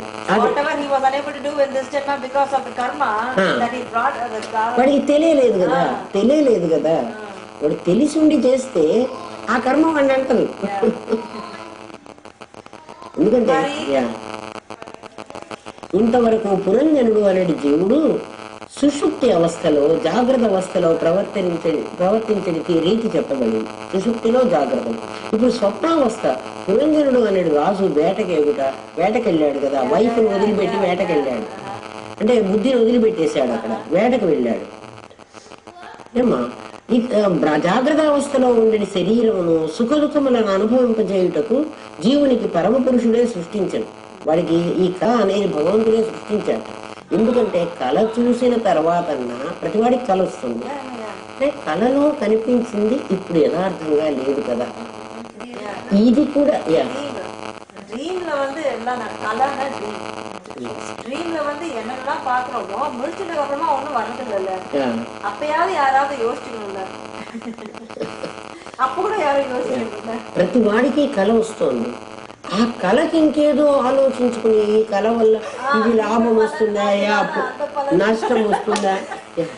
కళకు ఒక పదం, కళే సత్యం కాదు. పైగా నా దారిన నేను పడుకుని ఉంటే నేను వేరే ఊరికి వెళ్ళలేదు, అక్కడ నేను నది మీద షికారు కొట్టలేదు, ఆ దొంగలు వచ్చి నన్ను కొట్టలేదు కదా. ఇవన్నీ కూడా యథార్థంగా సత్యంగా నాకు అనిపించి నేను కళ్ళు తెరవగానే అదంతా లేకుండా పోయింది కదా. ఇప్పుడు ఈ జరుగుతున్న ఈ ప్రపంచం కూడా ఇది కళ లాంటిది ఉండటంలే. నిన్న మనతో మాట్లాడిన వాడు ఇవాళ చచ్చిపోయి ఉంటున్నాడు. ఇక్కడ ఏమైనాడు అంటే మనం ఆలోచించలేకపోతున్నాం. ఇది కళ అని వీడు గుర్తించడం కోసం భగవంతుడు కళ పెట్టాట. కానీ వీడు అది గుర్తించగల. జాగ్రత్త అవస్థలో ఉండే శరీరమును సుఖ దుఃఖములను అనుభవింపజేయటకు జీవునికి పరమపురుషుడే సృష్టించాడు. అట్టి స్వప్నావస్థలో కూడా జీవుడు ఒక్కడే కొంతకాలమే విషయములను అనుభవించుతూ ఉండుటకు తగిన శరీరము విషయములను సృష్టించాడు. ఆ కళలో వీడికి ఒక శరీరం ఉంది. ఆ శరీరాన్నే తైజస్సుడు అంటున్నాడు. ఆ శరీరంలో చేరుతున్నాడు ఈ జీవుడు. జాగ్రత్త అవస్థలో ఎట్లాగైతే ఇంత పెద్ద శరీరంలో చేరాడో ఆ స్వప్నంలో మనస్సు సృష్టించుకుంది ఒక బొమ్మని. ఆ బొమ్మలో జీవుడు చేరాడు. ఎందుకంటే జీవుడు చేరాడు అని నీకు ఎందుకు చెప్తున్నానంటే, జీవుడు చేరకపోతే కళ జరగదు. నువ్వు సీన్ చూసినట్టు ఉంటుంది. సీన్ చూసినట్టు ఉండడం లేదు నీకు. అసలు ఈ ప్రపంచం ఎలా నడుస్తోందో, ఎందుకంటే కళలో కొంతసేపటికి అంటున్నావు నువ్వు. నీకు కళ ఒక క్షణంలో జరిగింది కనపట్టాలి కదా. అంటే కళ నడుస్తోంది ఇన్ ద సెన్స్ కాలం జరిగినట్లుగా నీకు తెలుస్తోంది. నువ్వు అంతా టైం చూసుకుని పడుకుని ఉంటావు అనుకో, మళ్ళీ ఇప్పుడు కళ అయిపోయినాక టైం చూసుకున్నావు అనుకో, అంత హాఫ్ అన్ అవర్ కూడా అయి ఉండదు. హాఫ్ అన్ అవర్ లో నువ్వు ఎంతో పెద్ద సంవత్సరాల తరబడి జరిగే కథని నువ్వు చూసావు. ఇప్పుడు కళలో నీకు కొంతకాలం మాత్రమే ఉండేటువంటి శరీరము, మళ్ళీ ఆ జీవుడు ఏమైపోయినాడు, ఆ కళలో ఉన్న చిన్న శరీరాన్ని తీసుకుని కొంత టైం మాత్రమే సుఖమో దుఃఖమో ఎంజాయ్ చేసేసాడు. అయిపోయింది, ఆ శరీరం వదిలిపెట్టేశాడు. మళ్ళీ ఈ శరీరంలో ప్రవేశించాడు. ఇప్పుడు విశ్వడు అంటున్నాను, అప్పుడు తైజస్సుడు అంటున్నాను, అప్పుడు ప్రాజ్ఞుడు అంటున్నాను. ఇట్లా తిరుగుతూనే ఉన్నాడు వీడు. స్వప్నంలో ఉండే శరీరమే రథం. దానికి సర్వేశ్వరుడు కల్పించిన ఇంద్రియములే గుర్రము. దానికి కూడా సూక్ష్మేంద్రియాలు ఉన్నాయి నీకు. ఎందుకంటే కళలో నువ్వు గుడ్డివాడుగా లేవు, కళలో నువ్వు మూగవాడుగా లేవు, కానీ నువ్వు మాట్లాడటం లేదు. బట్ నువ్వు మాట్లాడుతున్నావు, నీ మాటలు నువ్వు వింటున్నావు కూడా. నువ్వేదో అంటున్నావు, ఎదుటి వ్యక్తి మాట్లాడింది కూడా నువ్వు వింటున్నావు కదా కళలో. మరి కళలో నీ ఇంద్రియాలన్నీ పనిచేయలేదు. ఒకవేళ నీ ఇంద్రియాలు పనిచేసినాయంటే నీకు కళ వస్తున్నప్పుడు ఇక్కడ నువ్వు టేప్ రికార్డర్ ఆన్ చేసి పెట్టు, టేప్ రికార్డర్లో నీ మాటలు పడలేదు, ఎందుకంటే ఇంకెవరో చెప్తే నువ్వు నమ్మవు కాబట్టి. అంటే నీ ఇంద్రియాలు ఏమీ పని చేయలేదు అని తెలుసు, అవి వేరే ఉన్నాయి. కళలో నువ్వు మాట్లాడావు, నేను ఇదన్నాను వాళ్ళు ఇదన్నారు అని నువ్వేదో అంటున్నావు కదా, నువ్వు వింటున్నావు కూడా, అంటమే కాదు వింటున్నావు కూడా, కళలో అనుభవిస్తున్నావు. కళలో నీకు పాము కరిచింది, నీకు నొప్పి ఉంది కదా, పాము కరిస్తే డాక్టర్ దగ్గరికి వెళ్ళాలి మందేసుకోవాలి అని నీకు తెలుసు, కళలోనే నువ్వు డాక్టర్ దగ్గరికి కూడా వెళ్ళావు. డబ్బులు లేకపోతే డాక్టర్ మందు ఇవ్వడు అని తెలుసు, డబ్బు కోసం వెతికావు కదా. అయ్యో ఈ ఇంజక్షన్ ఇచ్చుకోకపోతే నేను చచ్చిపోతానేమో అని భయపడ్డావు. ఈ భయము భ్రాంతి ఇవన్నీ ఖచ్చితంగా నిజంగా ఉన్నట్టుగా నువ్వు అనుభవించావు. వెళ్ళిపోరాగానే పాము లేదు, ఇంజక్షన్ లేదు, మందు అక్కర్లేదు, నీకు ఏం అవసరం లేదు. మరి కళ ఏం జరిగింది అంటే, కళ జరుగుతూ ఉన్న కాలంలో, అంటే సూర్యకిరణం నేను చూస్తూ ఉన్న కాలంలో రెయిన్బోగా కనిపించింది. నేను చూస్తున్నాను కాబట్టి అది సత్యమే. మరి దాన్ని యథార్థ సత్యం అని నేను ఎందుకంటలేదు? దానికి పర్మనెన్సీ లేదు, నా కళకు కూడా పర్మనెన్సీ లేదు. నా కళ మరి మళ్ళీ ఆ కళ రమ్మని వస్తుందేమో కాదు. దేనికైతే సత్యత్వం ఉందో కదా ఎప్పుడూ ఉండాలి, అది సత్యం. ఏదైతే వస్తూ పోతూ ఉందో అది సత్యం కాదు. అందుకని వస్తూ పోతూ ఉన్నటువంటిది వ్యవహార సత్యమే కానీ యథార్థ సత్యం కాదు. అట్లా వస్తూ పోతూ ఉన్నది నాకు ఈ సంసారం, నాకు ఇన్ ద సెన్స్ వస్తూ పోతున్నది నాకు ఈ శరీరమే. ఎందుకంటే ఇది వచ్చింది, ఇప్పుడు నేను ఫలానా సంవత్సరం పుట్టాను, హ్యాపీ బర్త్డే. ఏమిటి హ్యాపీ బర్త్డే? నేను పుట్టి ఇన్ని సంవత్సరాలు అయిందంటే హ్యాపీ కాదు, అయ్యో ఈ ప్రపంచంలో నేను వచ్చిన పని చేయలేకపోయినానే. ఏమ్మా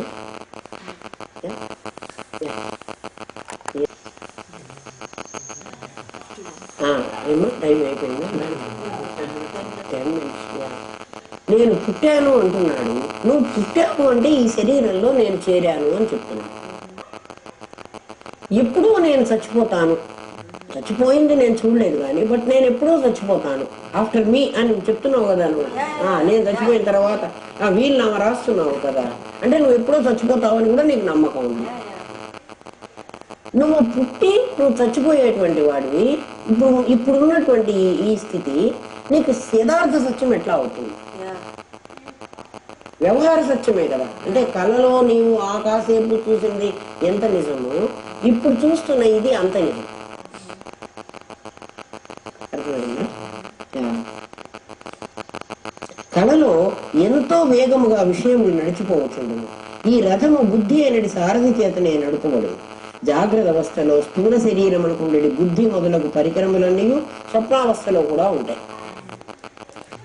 అన్నీ ఉన్నాయి, బుద్ధి ఉంది, మనస్సు ఉంది, జ్ఞానం ఉంది. బట్ ఏమి లేదు అంటే అన్ని జ్ఞానాలు. పాము గరిచిందని తెలుసు, పాము గరిస్తే కాటుకు ఇంజక్షన్ వేసుకోవాలని తెలుసు. కానీ నేను నిద్రపోతున్నా కదా, నా గదిలోకి పాము ఎక్కడి నుంచి వచ్చింది అనేది తెలియదు. మరి జ్ఞానం లేదందామా? నీకు పాము గరిస్తే ఇంజక్షన్ ఇవ్వాలి, ఆ విషం ఎక్కుతుంది, నేను చచ్చిపోతాను అన్న జ్ఞానం ఉంది కదా. పూర్ణ జ్ఞానం లేదు. ఒక జ్ఞానం ఉంది, పూర్తి జ్ఞానం లేదు. అట్లా ఇప్పుడు నీకు జ్ఞానేంద్రియ కర్మేంద్రియ పంచకం పనిచేసే జ్ఞానం ఉంది, బట్ నీకు నేను ఆత్మని అన్న జ్ఞానం లేదు. అందుకని నేను దేహాన్ని అనుకున్నావు కాబట్టి, అంటే కళలో అది నీ అనుభవమే. ఏమ్మా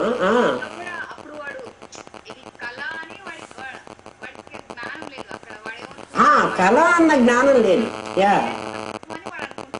అంతే కదా.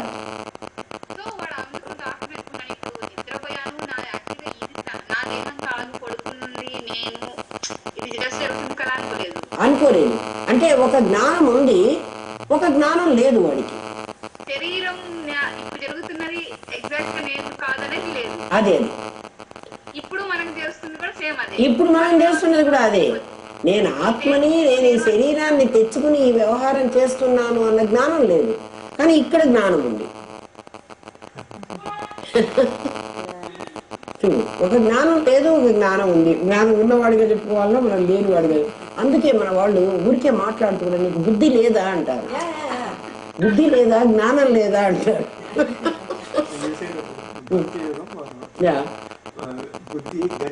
బుద్ధి గడ్డి, అవును, బుద్ధి గడ్డి తిని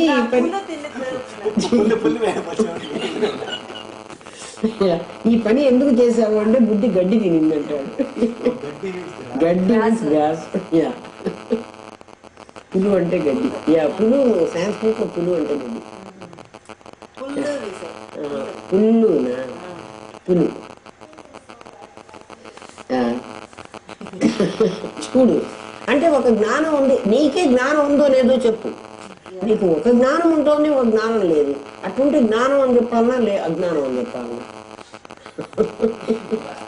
యథార్థ జ్ఞానం లేదు, వ్యవహార జ్ఞానం ఉంది. నేను ఆత్మని అని జ్ఞానం లేదు. వ్యవహారంలో నేను అమ్మని, నేను కూతుర్ని, నేను కొడుకుని, నేను కోడల్ని, నేను బ్రాహ్మణ్ణి అంటే నీవు కాని దాన్ని నువ్వు ఆపాదించుకునే జ్ఞానం ఉంది నీకు.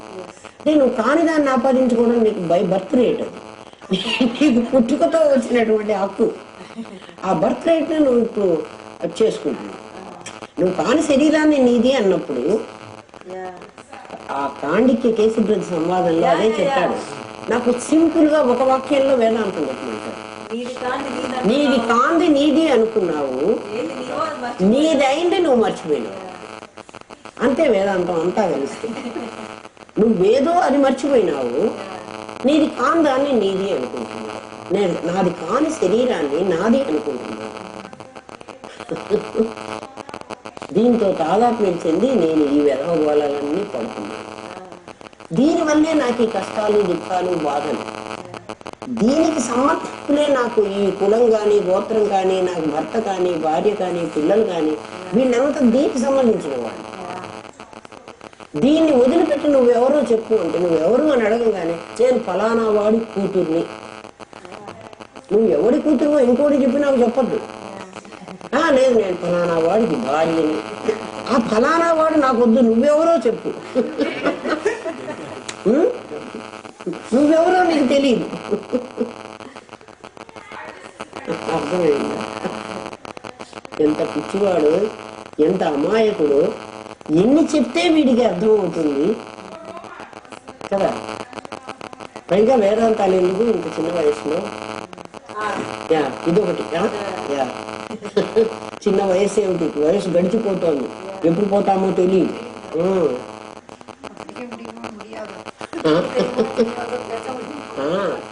నేను 31 years వెళ్తూ ఉంటే రాము 1 year అప్పుడు నన్ను ఫ్రెండ్స్ అందరు తిట్టేవాళ్ళమ్మా, నీకు వయసులో వేదాంతం ఏమిటి, నీకు ముందు అనవసరంగా ఉంది, ఇంత చిన్నదానివి కదా, నీకు వేదాంతం ఎందుకు. ఇప్పుడు ఈ వయసులో మరి నాకు చేత అవుతుందా? ఇప్పుడు నేను హైదరాబాద్లో ఇవి నేర్చుకుందామంటే అక్కడ గురువు గారు లేనే లేరు, ఎవరు చెప్తారు నాకు? ఆయన చెప్పినప్పుడు నేను తెలుసుకోవాలి, కానీ ఇప్పుడు నేను పోయి తెలుసుకోవాలంటే నాకు ఎవరు చెప్పేవాడు, వాడు చెప్పు ముందు కదా. ఎవరన్నా స్వామి వారి దగ్గరికి వెళ్తే ఒక మంత్రం ఇచ్చి పో అంటారు కదా, ఈ మంత్రమే చేసుకో అంటారు. అది చేస్తే, ఎందుకంటే మంత్రార్థం మనకి ఎలా తెలుస్తుంది? గురువు చెప్పకపోతే తెలియదమ్మా. అసలు ఏదైనా ఎవడో చెప్తేనే మనకు ఈవెన్ అన్నం వండడం కూడా కదా. ఎప్పుడు అమ్మ చెప్పింది, ఇన్ని బియ్యం పెట్టి ఇన్ని నీళ్లు పోసి పొయ్యి మీద పెడితే ఇది ఉడుకుతుంది, ఇంత ఇట్లా ఉడికినప్పుడు నువ్వు దించి పెట్టుకుంటే తింటానికి పనికొస్తుంది. అది కూడా చెప్పాలి కదా. ఏదైనా చెప్పండి మనకి ఎట్లా వస్తుంది? అట్లా జ్ఞానం కూడా రాదమ్మా. అందుకే గురువు లేకపోతే ఎవడు మనకు అర్థమయ్యేది చెప్పలేదు. మరి గురువు దగ్గరికి మనం గురువు ఇంటో వెంటో ఉండాలంటే ఎక్కడ పోయి ఉండగలం? ఎలా తెలుస్తుంది? స్వప్నములో రథము అనగా శరీరం కొద్ది కాలమే ఉండిపోయాడు. అందు రథికుడు అనగా ఆత్మ. శరీరమునందని హృదయములో వాడు ఆ శరీరంలో వాడు హృదయంలో కూర్చుంటాడు. కూర్చుని వ్యవహారం అంతా చేస్తున్నాడు. అంటే ఏమిటి? స్వప్న స్థితిలో జీవుడు నిద్రపోవటం లేదు. ఇప్పుడు జీవుడు అసలు నిద్రపోవటం లేదు, దేహమే రెస్ట్ తీసుకుంటుంది. జీవుడు అక్కడ మెళుకువగానే ఉన్నాడు. ఎందుకు మెళుకువగా ఉన్నాడు అని చెప్తున్నాడంటే, నువ్వు నిద్ర లేచిన తర్వాత ఏమ్మా బాగా నిద్ర పట్టిందా అని అడిగితే ఆ హాయిగా నిద్ర పట్టింది అంటే హాయిని అనుభవిస్తూ ఒకడు మెళుకువతో ఉన్నాడు. కళను చూస్తూ ఒకడు మెళుకువతో ఉన్నాడు. ఎందుకంటే నువ్వు కలగంటుంటే నేను తెల్లవారు లేచి కళ చెప్పిన వాడెవడు? అదే కళ చూస్తూ ఎవడో ఉన్నాడు కదా, వాడు ఇప్పుడు మళ్ళీ గుర్తు చేసుకుని అంత కళ ఇట్లా జరిగిందని అంటే అప్పుడు వాడు చూస్తున్నాడనే కదా అర్థం. చూడని వాడు చెప్పలేడు కదా. నువ్వు కళలో ఇన్వాల్వ్ అయి ఉంటే దొంగలు వచ్చి నిన్ను కొడుతున్నారు, లేకపోతే గొంతు బట్టి పిసుకుతున్నారు కళలో. నువ్వు అటువంటి సిచ్యువేషన్ లో దొంగ వాళ్ళని నువ్వు నిజంగా చూడగలవా? ఎందుకంటే నాకు గొంతు పిసుకుతున్నారనే ఆలోచనే ఉంటుంది. కానీ వాళ్ళ ముఖాలు కూడా చూసినట్టు తెల్లవారు లేచి నువ్వు చెప్తున్నావే. ఆలోచించు. ఏమో వాడు వేటకెళ్ళాడు అన్నమాట. రాజు పురంజనుడు అనే రాజు వేటకెళ్ళాడు. వేటకెళ్ళి ఆ మృగాలన్నిటినీ వేటాడాడు. ఇక్కడ వేటాడడం ఏమిటి? వేట రాజులకు చెడ్డది కాదు, చేదగినదే. కానీ తాము దేవపితృకార్యములందు వినియోగించుటకు అవసరమైన మృగములను చంపడమే వేట. దేవతలకి ఇవ్వడానికి, బలులు ఇవ్వడానికి, పితృకార్యాల కోసమే. పితృకార్యాల్లో ఒకప్పుడు మాంసమే పెట్టేవాడు. అట్లా చేసేటువంటి ఇది ఇవ్వడం కోసం వాడు వేటాడితే తప్పు లేదు. వేటాడుతున్నానని అన్ని మృగాలను చంపితే తప్పే. నీకు ఇక్కడ ఎందుకు చెప్తున్నా అంటే, కళలో కూడా నువ్వు అనవసరమైన కర్మలు చేస్తున్నావు కదా, నువ్వు కావలసిన కర్మలు చేస్తున్నావు. ఇతడు చేరిన అడవి పేరు పంచప్రస్థం. ఇప్పుడు జాగ్రత్త అవస్థలో రజోగుణముతో కూడిన సత్వగుణము కలిగి బుద్ధి వృత్తులు పనిచేయుచుండు. జాగ్రత్త అవస్థలో సత్వము రజస్సు కలుస్తాయి. అప్పుడు బుద్ధిలో వృత్తి పుడుతుంది. అప్పుడే మనం పని చేస్తాము. స్వప్నంలో ఏం చేస్తున్నాడు? రజస్సులో ఆసురీ ప్రవృత్తి కలుస్తుంది. రజస్సు తమస్సు చేరి నీకు ఆసురీ ప్రవృత్తి అది అందులో చేస్తున్నాడు. నువ్వు రజు చేశాడు. కళ కూడా వస్తే వీడు తెలుసుకుని ఎప్పుడైనా కళలో లాగే ఈ ప్రపంచం కూడా ఇది మిథ్యా అని తెలుసుకుంటాడేమోనని. బట్ వీడు కళలో రజస్సుతో కూడి అనేకమైనటువంటి పాపపు పనులు చేస్తున్నాడు. అందుకని వేటకు వెళ్ళి వాడు అలా అన్ని పాపపు మృగాలన్నింటినీ, అనవసరమైన వాటిని అన్నింటినీ చంపాడన్నాడు. సాత్వికమైన కళలు వచ్చి ఏమిటంటే రాబోయే వాటిని సూచించేది ఒకటి, ఇలాంటివి చేస్తే నీకు ఇది జరగబోతుంది అని హెచ్చరించేది ఒకటి. అంటే నిన్ను హెచ్చరించి నేను జాగ్రత్తగా నడపడం కోసం అని సాత్వికమైన కళలు వస్తాయి. అట్లా కాకుండా వీడు సాత్వికమైన వాసనలు లేకుండా రజోగుణ వాసనలు ఆసురీ ప్రవృత్తి చేరి పిచ్చి పిచ్చి కళలన్నీ వాసనలకు అనుకూలంగా వస్తున్నాయి వీడికి. అందుకని వాడు నిశ్చలమైన బుద్ధిని కోల్పోయినాడు. అంటే ఇంటికి వచ్చి రాణిని వెతుక్కున్నాడు అన్నాడు కదా, రాణి కనపడలేదని. కళ వచ్చిన తర్వాత డిస్టర్బ్ కూడా ఉంటావు నువ్వు. నీకు మామూలు మనస్సు, మామూలు బుద్ధి నీకు ఉండదు. ఎందుకని నీకు అట్లా ఉంది అంటే కళలో నువ్వు ఆసురీ గుణాలతో చేరి అటువంటి అనవసరమైన విషయాలన్నీ నువ్వు కలిగించుకున్నావు. అవన్నీ నిన్ను భయపెడుతున్నాయి. అది కళ కదా, కళలో జరిగింది యథార్థంగా జరగదు కదా అన్న జ్ఞానం నువ్వు పోగొట్టుకున్నావు. పోగొట్టుకుని ఆ సాత్వికమైన బుద్ధి లేక ఆ డిస్టర్బెన్స్ తో నీవంతా బాధపడుతున్నావు. అందుకే రాణి దొరకక బాధపడ్డాడు. కానీ కొంతసేపటికి వాడికి రాణి దొరికింది. ఎందుకంటే చెలికత్తెలందరినీ అడిగితే అది ఎక్కడుందో ఏదో చెప్పారు. అంటే వేటకెళ్ళినప్పుడు ఆమెను వదిలిపెట్టాడని, అంటే జ్ఞానం లేకుండా పోయింది. వేట నుంచి వచ్చాక మళ్ళీ బుద్ధితో తాదాత్మ్యం చెందాడు. జీవుడు శరీరంతో చేరిన తర్వాత, అంటే ఈ స్వప్నం అయిపోయిన తర్వాత వాడు అనుకుంటాడట, మనుష్య శరీరం లభించడం చాలా దుర్లభం, మానవ శరీరం రావడమే చాలా గ్రేట్. ఆ శరీరముతో చేరి ఉన్నాను. జాగ్రత్త స్వప్న సుషుప్తి అవస్థలలో పొందిన బాధలను చూచి మనసు అప్పుడప్పుడు వివేకం కలుగుతుంది. కష్టాలు కలిగినప్పుడు చేసి చస్తే పీడ వదిలిపోతుందబ్బా అనుకుంటాట. చస్తే పీడ వదులుతుందంటాడు. అంటే ఈ లైఫ్ నుంచి వాడు విముక్తి కోరుతున్నాడు కానీ కాదు, అంటే ఇక్కడి నుంచి తప్పించుకుపోవాలని అనుకుంటూ ఉన్నాడు. అట్లాగే సుఖం వచ్చినప్పుడు కూడా వాడు ఈ సుఖం పోతుందేమో, ఇది ఇంకా ఉండదేమో అని అప్పుడప్పుడు ఈ సుఖాలు ఉన్నప్పుడే మనం ఏదైనా మంచి పని చేసుకోవాలి, లేకపోతే డబ్బులు ఉన్నప్పుడే మంచి వస్తువులు కొనుక్కోవాలి, ఇల్లు కొనుక్కోవాలి, వాకిలు కొనుక్కోవాలి, తర్వాత మళ్ళీ డబ్బులు లేకుండా పోతాయేమో అలాంటివన్నీ అనుకుంటాట. దైవవశం వల్ల వాడికి అప్పుడప్పుడు ఇటువంటి బుద్ధి పుడుతుంది. అంటే ఈ వీటి నుంచి నేను ఇది గెట్ రిడ్ ఆఫ్ చేసుకోవాలి, ఈ దుఃఖాన్ని నుంచి కానీ ఈ సుఖాన్ని నుంచి కానీ నేను విడుదల పొందాలి. లేకపోతే డబ్బు వచ్చినప్పుడు ఇల్లు కొనుక్కోవాలి, వాకిలు కొనుక్కోవాలి. ఎందుకు? ఈ డబ్బు ఇలాగే ఉంటే ఇది ఉండదు. దీన్ని ఒక వస్తువుగా నేను కొనుక్కుంటే, ఆ వస్తువు శాశ్వతంగా ఉంటుందా, లేక అందులో ఉండి నువ్వు శాశ్వతంగా ఉంటావా? గురువుగారు నన్ను అడిగిన మాట అదే. నాకు ఇల్లు లేదు అంటే, అమ్మా ఇంట్లో నువ్వు శాశ్వతంగా ఉంటావా, నిన్ను ఉంచుతారా అని అడిగారు. ఎందుకు ఉంచరు నన్ను, నా ఇంట్లో ఇల్లు ఉంటే నాకు ఎందుకు ఉంచరు అని అనుకున్నా నేను.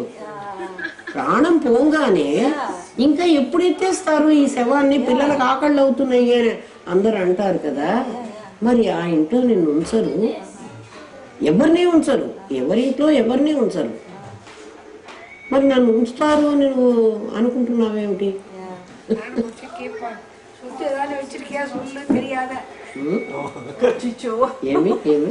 When somebody is in the deathbed, I think they'll ask them, do you remember having any asset or something or a will? If you have something, tell me now itself. Make use of it. అన్యాయం ఉండదు అంతే. మరి వాళ్ళకి డబ్బులే కావాలి.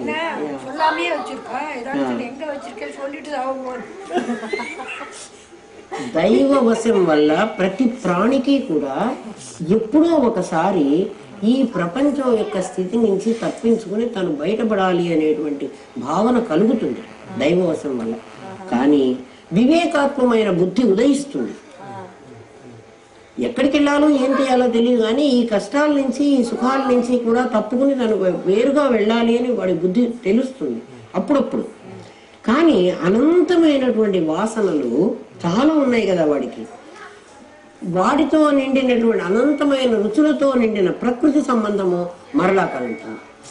అటు వెళదామన్నా వెళ్ళనివ్వకుండా మళ్ళీ ఇది లాగుతుంది. కలుగగానే రజస్సు తమస్సు కూడి, అందుకంటే సాత్వికమైన బుద్ధిలోనే నీకు ఆ కోరిక కలిగింది. మళ్ళా తన వశం చేసుకుని అతన్ని మోహింపజేసుకుంది. ఇట్లా పురంజనుడు వేట నుంచి వచ్చి భార్య కనపడక ఎట్లో ఆమెను చూచి ఆమెతో కూడి ఉన్నాడు. ఆమె తన విలాసములతో వాడిని వశపరుచుకుని రజస్తమస్సులు కలిగిన బుద్ధితో ఈమె మళ్ళీ వాడిని టేక్ ఓవర్ చేసింది. ఇట్లే జీవితం గడుపుతూ ఉన్నారు వాళ్ళు. రజోగుణ ప్రచురమైన బుద్ధితో స్త్రీలోలురై పురుషులు ఇట్లే జీవితం గడుపుతారు.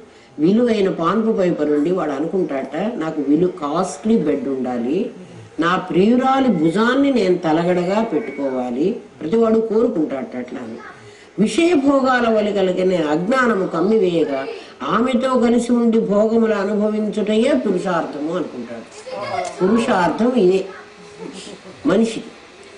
గురుగారు అనేవాళ్ళు కావాలంటే ఎంక్వైరీ చేసుకురండి, ఎవరినన్నా నేను ఇక్కడే కూర్చుంటాను, మీరు వెళ్ళి ప్రతి వాడిని అడిగిరండి, ఏం నీ లైఫ్లో ఏం అంటే ఏం లేదు, చదువుకోవాలి, చదువుకుని మంచి ఉద్యోగం సంపాదించుకోవాలి, ఉద్యోగం సంపాదించి ఏం చేయాలి, నేను పెళ్లి చేసుకోవాలి, నా పెళ్ళాన్ని చూసుకోవాలి, నాకు పిల్లలు పుట్టాలి, ఒక ఇల్లు కొనుక్కోవాలి, దట్స్ ఇట్, నా లైఫ్ అయిపోయింది అంటే అది పురుషార్థమా? కాదు కదా.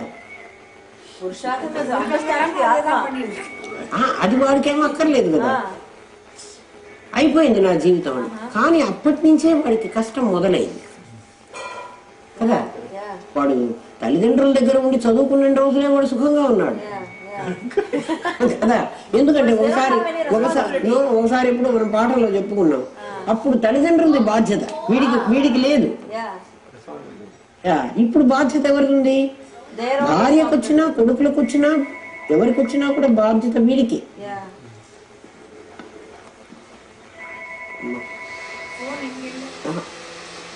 నేను ఇది దాని పెన్ను అనుకో. అమ్మ చూడు మమ్మీ, అది పురుషార్థం అనుకుంటాట. ఎవరినన్నా అడుగు, లక్ష్యం అంటాడు. లక్ష్యం ఎప్పుడూ మారకూడదు. ఇవన్నీ చిన్న చిన్న లక్ష్యాలు. ఎవరైనా నేను ఢిల్లీకి వెళ్ళాలి అని అనుకున్నా, ఢిల్లీ వరకు వెళ్ళే ట్రైనే నేను క్యాచ్ చేయాలి. లేదు ఇక్కడ ఇప్పుడు ఏదో రైలు వచ్చేసింది, ఈ రైలు ఎక్కేస్తాను, ఇది ఎక్కడి వరకు పోతే అక్కడి వరకు ఆగేసి అక్కడ ఇంకొక రైలు ఎక్కుతాను, వాడు పిచ్చివాడు అంటాడు కదా. అట్లా వెళ్ళినప్పుడు ఇక్కడ కొన్ని రోజులు నేను కొన్ని సుఖాలు అనుభవించాల్సి, అంటే ఇక్కడ దిగిపోయినా, ఇప్పుడు ఇక్కడ దిగిన చోట నేను వండుకోవాలి, తినాలి, ఆ పూట గడవాలి, బట్టలు కావాలి, అన్నీ కావాలి. నేను వెళదాను. నేను ముందే అనుకున్నటువంటి రైల్లో ఎక్కినట్టయితే నేను ఢిల్లీకి చేరిన తర్వాతే నాకు ఈ అవసరాలు వస్తాయి. ఈ అవసరాలు మరి నేను ఏ ఊళ్ళోనో దిగాను, ఈ ఊళ్ళో నాకు తినడానికి తిండి కావాలి, నాకు వాటిని సంపాదించుకోవడానికి డబ్బులు కావాలి, ఈ ఊళ్ళో ఒక చిన్న పని చేసుకొని ఈ డబ్బులు సంపాదించాను. ఇక్కడ తినేసాను, మళ్ళీ రైలు ఎక్కాను. ఒక్కొక్క జన్మ అదన్నమాట. నేను వెళ్ళాలి అనుకున్నటువంటిది అక్కడికి వెళ్ళే రైలే ఎక్కినట్లయితే నేను సరాసరి అక్కడికే పోతాను, కష్టపడ్డా సుఖపడ్డా. అట్లా జనవరి 1 ఒకసారి చెప్పాను, గుర్తుందా? ఇది 1 జనవరికి lesson new year. You said this. Same lesson. வேற ஒரு லெசன் இருக்கு. Why we celebrate New Year again? అది వినండి. తర్వాత తను తాను మర్చిపోయి ఉంటాడట. ఆ భార్య, ఆ పిల్లలు, ఆ దెందాటకంలో వాడు మర్చిపోతాడు. అట్లా ఈ పురంజనుడు కూడా ఈ భార్య, ఈ పిల్లలు ఎవరు బుద్ధి వృత్తులే, ఎవరో పిల్లలు చెప్తున్నాడు చూడు. అప్పటికి తనకి తన పరా తెలియకుండాను ఆత్మస్వరూపము, పరమాత్మ స్వరూపం కూడా మర్చిపోయినాడు. అసలు ఆత్మ ఒకటి ఉందని తెలియదు, పరమాత్మ ఇంకోటి ఉన్నాడని కూడా అస్సలు తెలియదు. ఎందుకంటే జీవుడు ఉన్నాడని తెలిస్తే కదా వాడు బ్రహ్మం అని తెలియాలి. ఇట్లు పరవశించి ఉండగా కాలము తెలియకుండానే యవ్వనం గడిచిపోయింది. వాడికి తెలియలేదు 40 ఏళ్ళు వచ్చేసింది, యవ్వనం అయిపోయింది. 40 ఏళ్ళు వస్తే ఎద్దు జన్మ వచ్చేసింది, వాడి సొంత శరీరం అయిపోయింది. వాడి గ్రహించాలి.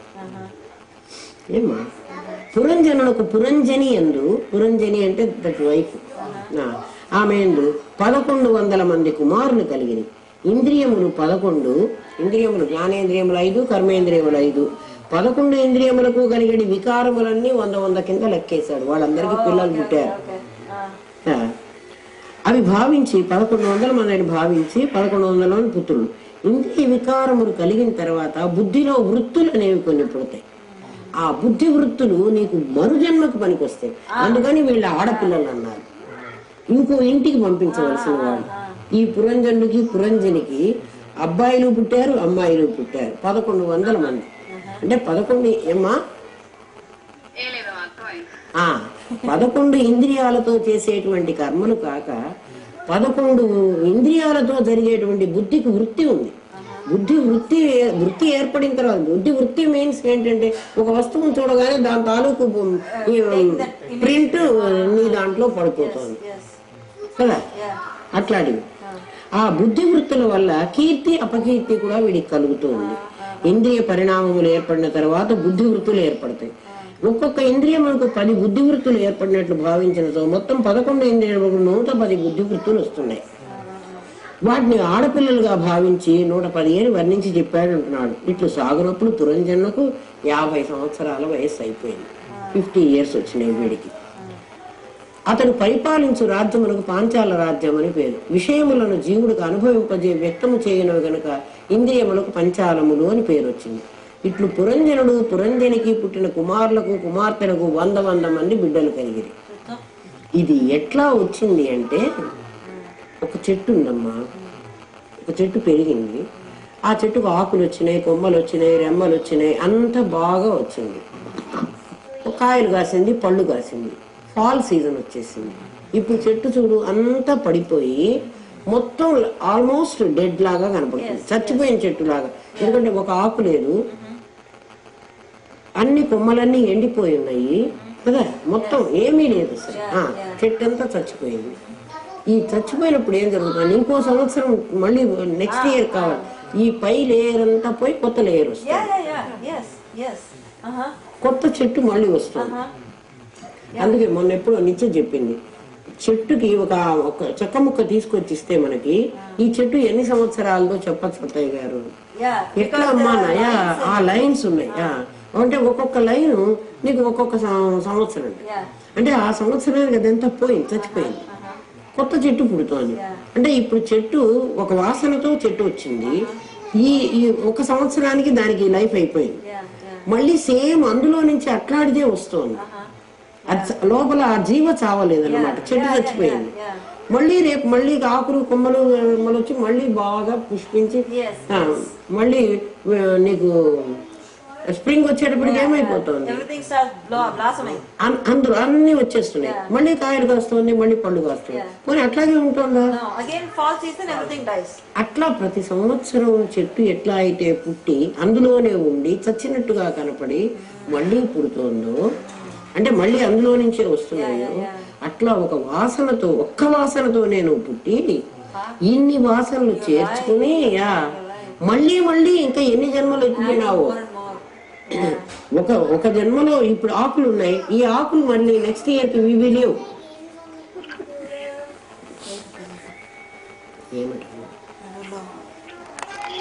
ఈ శరీరంతో కూడిన జీవులకు సంసారం పెరిగింది. ఎందుకంటే సంసారం నాశనం చేసుకోలేదు కదా, వీడు పెరుగుతోంది. పురంజనునికి వంశం బాగా వృద్ధి పొందాడు. పురంజనులకు తన ఆదాయములో భాగస్వాములకు కుమారుల యందు, ఇంటి యందు, ధనమందు మమకారం పెరిగింది. ఇన్ని రోజులు తనకి ఇల్లు వాకిలి అంటూ లేదు, వైఫ్ తనే ఉన్నారు. మెల్లమెల్లగా డబ్బు సంపాదించుకుని ఇల్లు వాకిలి కారోబారంతా సమకూర్చుకున్నాడు. భార్య మీద ఎంత ప్రేమ ఉంటుందో వీటన్నిటి మీద కూడా వాడి మోహం మళ్ళీ స్ప్రెడ్ అవుతుంది.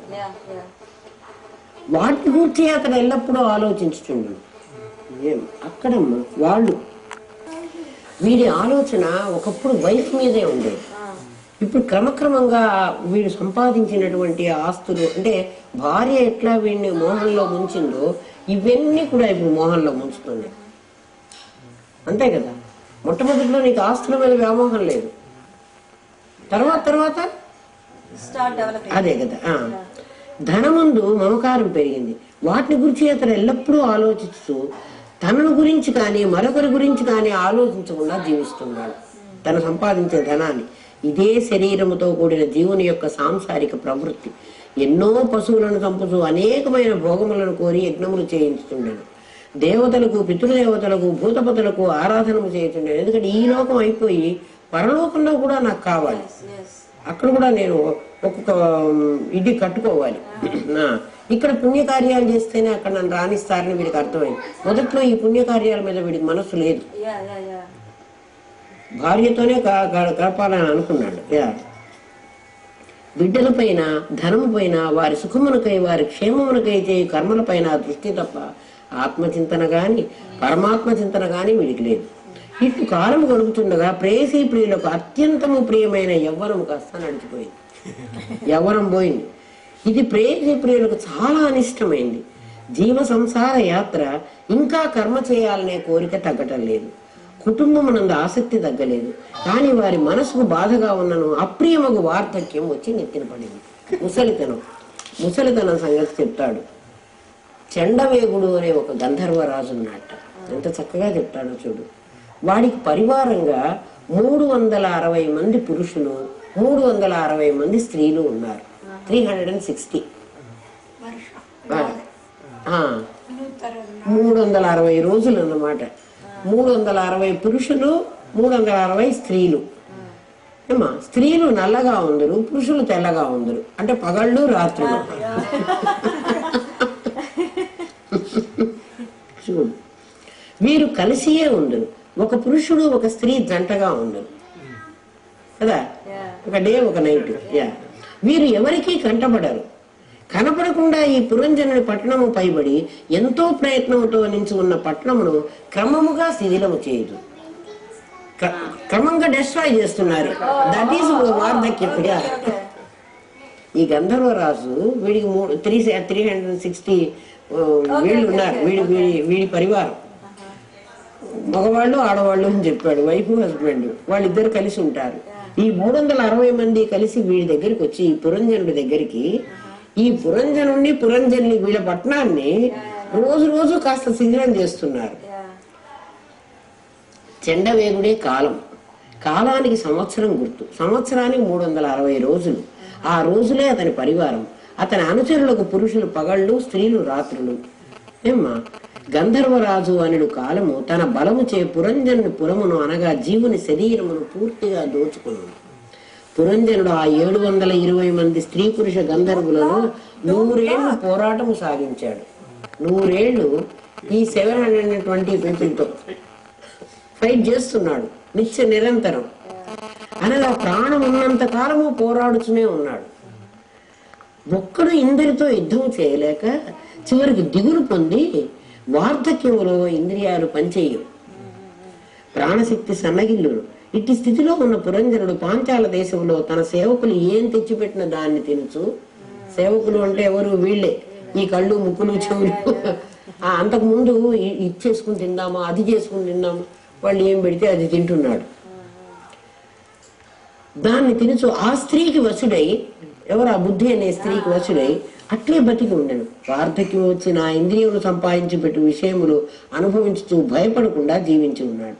ఇట్లు పురంజనుతో వృద్ధుడై జీవితం గడుపుతుండగా ఒక విచిత్రమైన సన్నివేశం ఏర్పడింది. ఒక కాలకన్య అనేటువంటి ఒక అమ్మాయి ఉంది.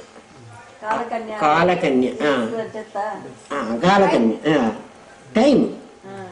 ఆమెకి ఎక్కడా భర్త దొరకలేదు. భర్తకై వెతుకుతూ ఆమె 3 లోకములు తిరిగింది. ఆమె సౌభాగ్యం లేనిదై దుర్భర అయి ఉండను. ఆమె సౌందర్యమును అనుభవించేటువంటి పురుషుడే లేక ఆమె చాలా బాధపడుతుంటారు. ఆ కాలకన్యయే జర అంటే వార్ధక్యం, ముసలితనం. యవ్వనం నాకు కావాలి అని అనుకుంటాట గాని ఎవడు ముసలితనం నాకు కావాలి అని అనుకోట. ఒక్క పూరుడే, యయాతి కొడుకు పూరుడు ఒక్కడు తండ్రి ముసలితనాన్ని తీసుకుని వాడికి తన యవ్వనాన్ని ఇచ్చాడు. అట్లా ఇచ్చినందుకు వీడు రాజ్యం ఇచ్చాడు. ఈ కాలము ఒకప్పుడు వీడి దగ్గరికి వెళ్ళి, నారదుడి దగ్గరికి వెళ్ళి, నన్ను పెళ్లి చేసుకో అని అడిగింది. అంటే నేను నిన్ను చేసుకోను, నేను చేసుకుంటానంటే నువ్వు చేసుకోను అంటున్నావు కాబట్టి నువ్వు ఒక చోట ఉండకుండా దేశాలు తిరగాలని వాడికి శాపం పెట్టింది. నారదుడు అన్నట్ట ఆవిడతో, నారదుడు ఆ కాలకన్యకు జరకు ఒక సలహా చెప్పాట. నువ్వెక్కడ తిరిగినా నిన్నెవ్వరూ స్వీకరించరు, నిన్నెవ్వరు తీసుకోరు కావాలి అని. యవన దేశపు రాజు ఒకడు ఉన్నాడు, వాడు పురంజనుడు. అతని పేరు కాదు ఇంకొకడు భయుడు. వాడిని నీవు అతన్ని వరించు అని చెప్పాట. యవనేశ్వర, నీవు యవనులకు రాజువి, నిన్ను తలంచిన వారు నిన్ను వీడక ఉంటారు, నన్ను ఎట్లాగైనా సరే నువ్వు తీసుకో అని అడుగుతాడు. కాదు, నేను తీసుకుంటే నువ్వు సరిపోదు, నువ్వు ఎవరైనా సరే వాడు నేను ధ్యానంలో బాగా ఆలోచించాను, నిన్ను లోకంలో ఎవ్వరూ స్వీకరించరు. ఎవరు కూడా నువ్వు కావాలి, యవ్వనం కావాలి అనుకుంటారు కానీ నువ్వు కావాలని అనుకోరు. అందుచే నీకు నేను ఎవరో తెలియకుండా వారిని ఆశ్రయించి అనుభవించే శక్తి నేను ఇస్తున్నా. నువ్వు బలవంతంగా వాళ్ళ జీవితంలో ప్రవేశించు, రోజు వాళ్ళని కొంత డిస్ట్రాయ్ చేస్తూ ఉండు. కొన్నాళ్ళు అయిన తర్వాత వాళ్ళు నిన్ను యాక్సెప్ట్ చేయడం మొదలు పెడతారు.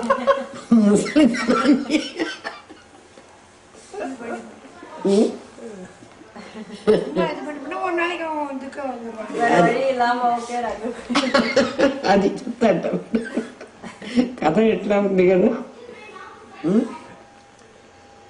నువ్వు ఎవరో తెలియకుండా వాళ్ళని ఆశ్రయించి అనుభవించే శక్తి నీకు ఇస్తాను.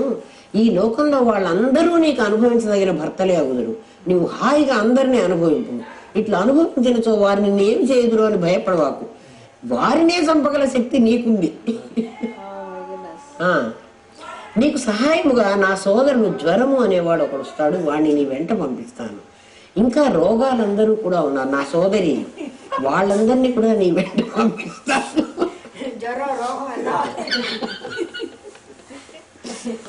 వాళ్ళందరినీ తీసుకుపోయి నీవు ఎవరి దగ్గరికి పోవాలనుకుంటే వాళ్ళ దగ్గరికి వెళ్ళు. ఏమ్మా, జీవుడు ఈ శరీరంతో కూడి ఉండి అనేక విధములైన కర్మలు చేస్తూ భోగములు అనుభవించుతూ ఆత్మవిచారము కానీ పరమాత్మ విచారము కానీ లేకుండా శరీర పోషణే పరమార్థమని భావించి ఎట్లా కొట్లా ఈ శరీరాన్ని పోషించుకోవాలి అని అనుకుంటూ ఉండగానే వాడికి వార్ధక్యం వచ్చేసింది, ముసలివాడైపోయినాడు. కాలము సంవత్సరము అని భావించినచో అందు పగళ్ళు గడుచుతూనే ఉన్నవి, ఆయుష్ గడిచిపోతూ ఉంది. మనం దాన్ని ఎదిరించి మన పనులు మనం చేసుకుంటూ ఉంటాం. కొంతకాలానికి మన శక్తి తగ్గిపోతుంది. శరీరముతో వచ్చే రోగములు, మనస్సుకు వచ్చే బెంగలు, అధి వ్యాధులు అనే పేరుతో మెల్లగా చోటు చేసుకుంటాయి. మొట్టమొదట ఈ పట్టణం అట్లా లేదు, ఇప్పుడు క్రమక్రమంగా అట్లయింది. అయితే ఇంకేమని చెప్పారు, ఈ పని ఎవరికీ తెలియకుండా జరగాలని శాసించారు. ఎవరు తీసుకోరని. మెల్లగా భయుడు, జ్వర, ప్రజ్వర వీళ్ళందరూ వచ్చారు. ఎవరంటే భయుడు సేనానాయకుడు. వాడికి ముసలితనం వచ్చిన తర్వాత వీడికి భయం కలుగుతూ ఉంటుంది. అప్పుడప్పుడు నేను చచ్చిపోతానేమో అని. అని ఎప్పుడైనా చచ్చిపోవాలి కదా, చావును యాక్సెప్ట్ చేయకపోతే ఎట్లా? ఎందుకని ఈ భయుడు ప్రవేశించాడు వీడి లోపలికి. తర్వాత అప్పుడప్పుడు శరీరానికి రోగం వస్తూ ఉంటుంది, జ్వరం వస్తూ, అంటే ఏదో అట్లాంటివి అధి వ్యాధులు ఏదో ఒకటి, అసలు కారణం లేని రోగాలు ఏమీ ఉండవు. కాలకన్యలతో కలిసి లోకమంతా సంచరిస్తూ ఒకనాడు పురంజను పురికి చేరాడు వీడు, ఈ భయుడు, ప్రజ్వరుడు వీళ్ళంతా. ఈ లోపల ఆ పట్టణానికి వీడు నిద్రపోతున్నా కూడా కాపలా కాస్తూ ఒక పాము ఉండేది కదా, కుండలిని. ఆ పాము ముసలిదైపోయింది, చాలా బడలిపోయింది. ఆ పట్టణం నిండా ఈ లోకములో అనుభవింపదగ్గ భోగములు నిండుగా ఉన్నవి. కానీ కాలకన్య ఆ పురంజనపురమును చేరి ఆక్రమింపగానే భయుని సైనికులు ఆ పట్టణంలో ప్రవేశించి ఆ పట్టణాన్ని బాగా పీడించారు, పట్టణాన్నంతా నాశనం చేశారు. చేయలేకపోతోంది, ముసకొడుతోంది, ఆయాసం వస్తోంది. ఒకప్పుడు నువ్వు హాయిగా శ్వాస తీసుకునేదానికి నీకు ఆయాసం వస్తోంది. ఆయాసం పాము బుస. అయినా విషయభోగముల నుండి చిత్తము మరలదు. బుద్ధి అనేది ప్రియురాలు మాత్రం అతని వదలక కౌగలించుకునే ఉంది. ముసలితనమును ఈ శరీరంతో కూడిన జీవుడు వశపడును. దీనితో పురంజనుడు జీవుడు ఇంతవరకు ఉన్న కుటుంబముతో కూడా దుఃఖములు పొందుతూ ఉంటాడు వార్ధక్యంలో. బుద్ధి అనే ప్రియురాలు మాత్రం వాడిని వదలదు, అట్లాగే పెట్టుకోనుంది. అనుభవించే శక్తి కానీ కర్మలు చేయ శక్తి కానీ ఉండదు. పురంజనుడు కుమారులు కుమార్తెలు మాట వినరు. ఇంద్రియాలు నిగ్రహం చేయాలంటే ఇంకా వినదు. భార్యకు కూడా అతనిపై ప్రేమ తగ్గును. బుద్ధి కూడా పనిచేయటం మానును. అతనిని అనగా జీవుని జరాకన్య కౌగలించుకుని మెల్లగా ఏమీ చేయలేడు, శోకించుచుండును. కోరికలు మాత్రం కోరడం మానలేదు, కానీ పొందలేడు. మనస్సేమో కోరికలు కోరుతుంటుంది. మొన్న ఎప్పుడో సినిమాలో హీరో నాగేశ్వరరావు చెప్పినాడు, నా ఫిజికల్ శరీరం ముసలిదైంది, నేను ముసలివాడిని కాలేదు, నా మనస్సు ఎంగుగానే ఉందని చెప్తున్నాడు. మనస్సు యవ్వనంలోనే ఉంది, కానీ శరీరము ముసలితనం వచ్చేసింది. దాంతో దైన్యం అని అందుతుంటుంది, దిగులు పడుతూ ఉంటాడు. ఇంద్రియ వ్యాపారమును, బుద్ధి వృత్తులను తన వశంలో ఉంచుకోవాలని ప్రయత్నాలు చేస్తాడు. చిట్ట చివరికి ఏమీ చేయలేక ఈ పట్నం వదిలిపోవాలను అని అనిపిస్తుంది. ఇంకా లాభం లేదు, ఈ శరీరం ఎప్పుడో వదిలేసేయాలనుకుంటాట.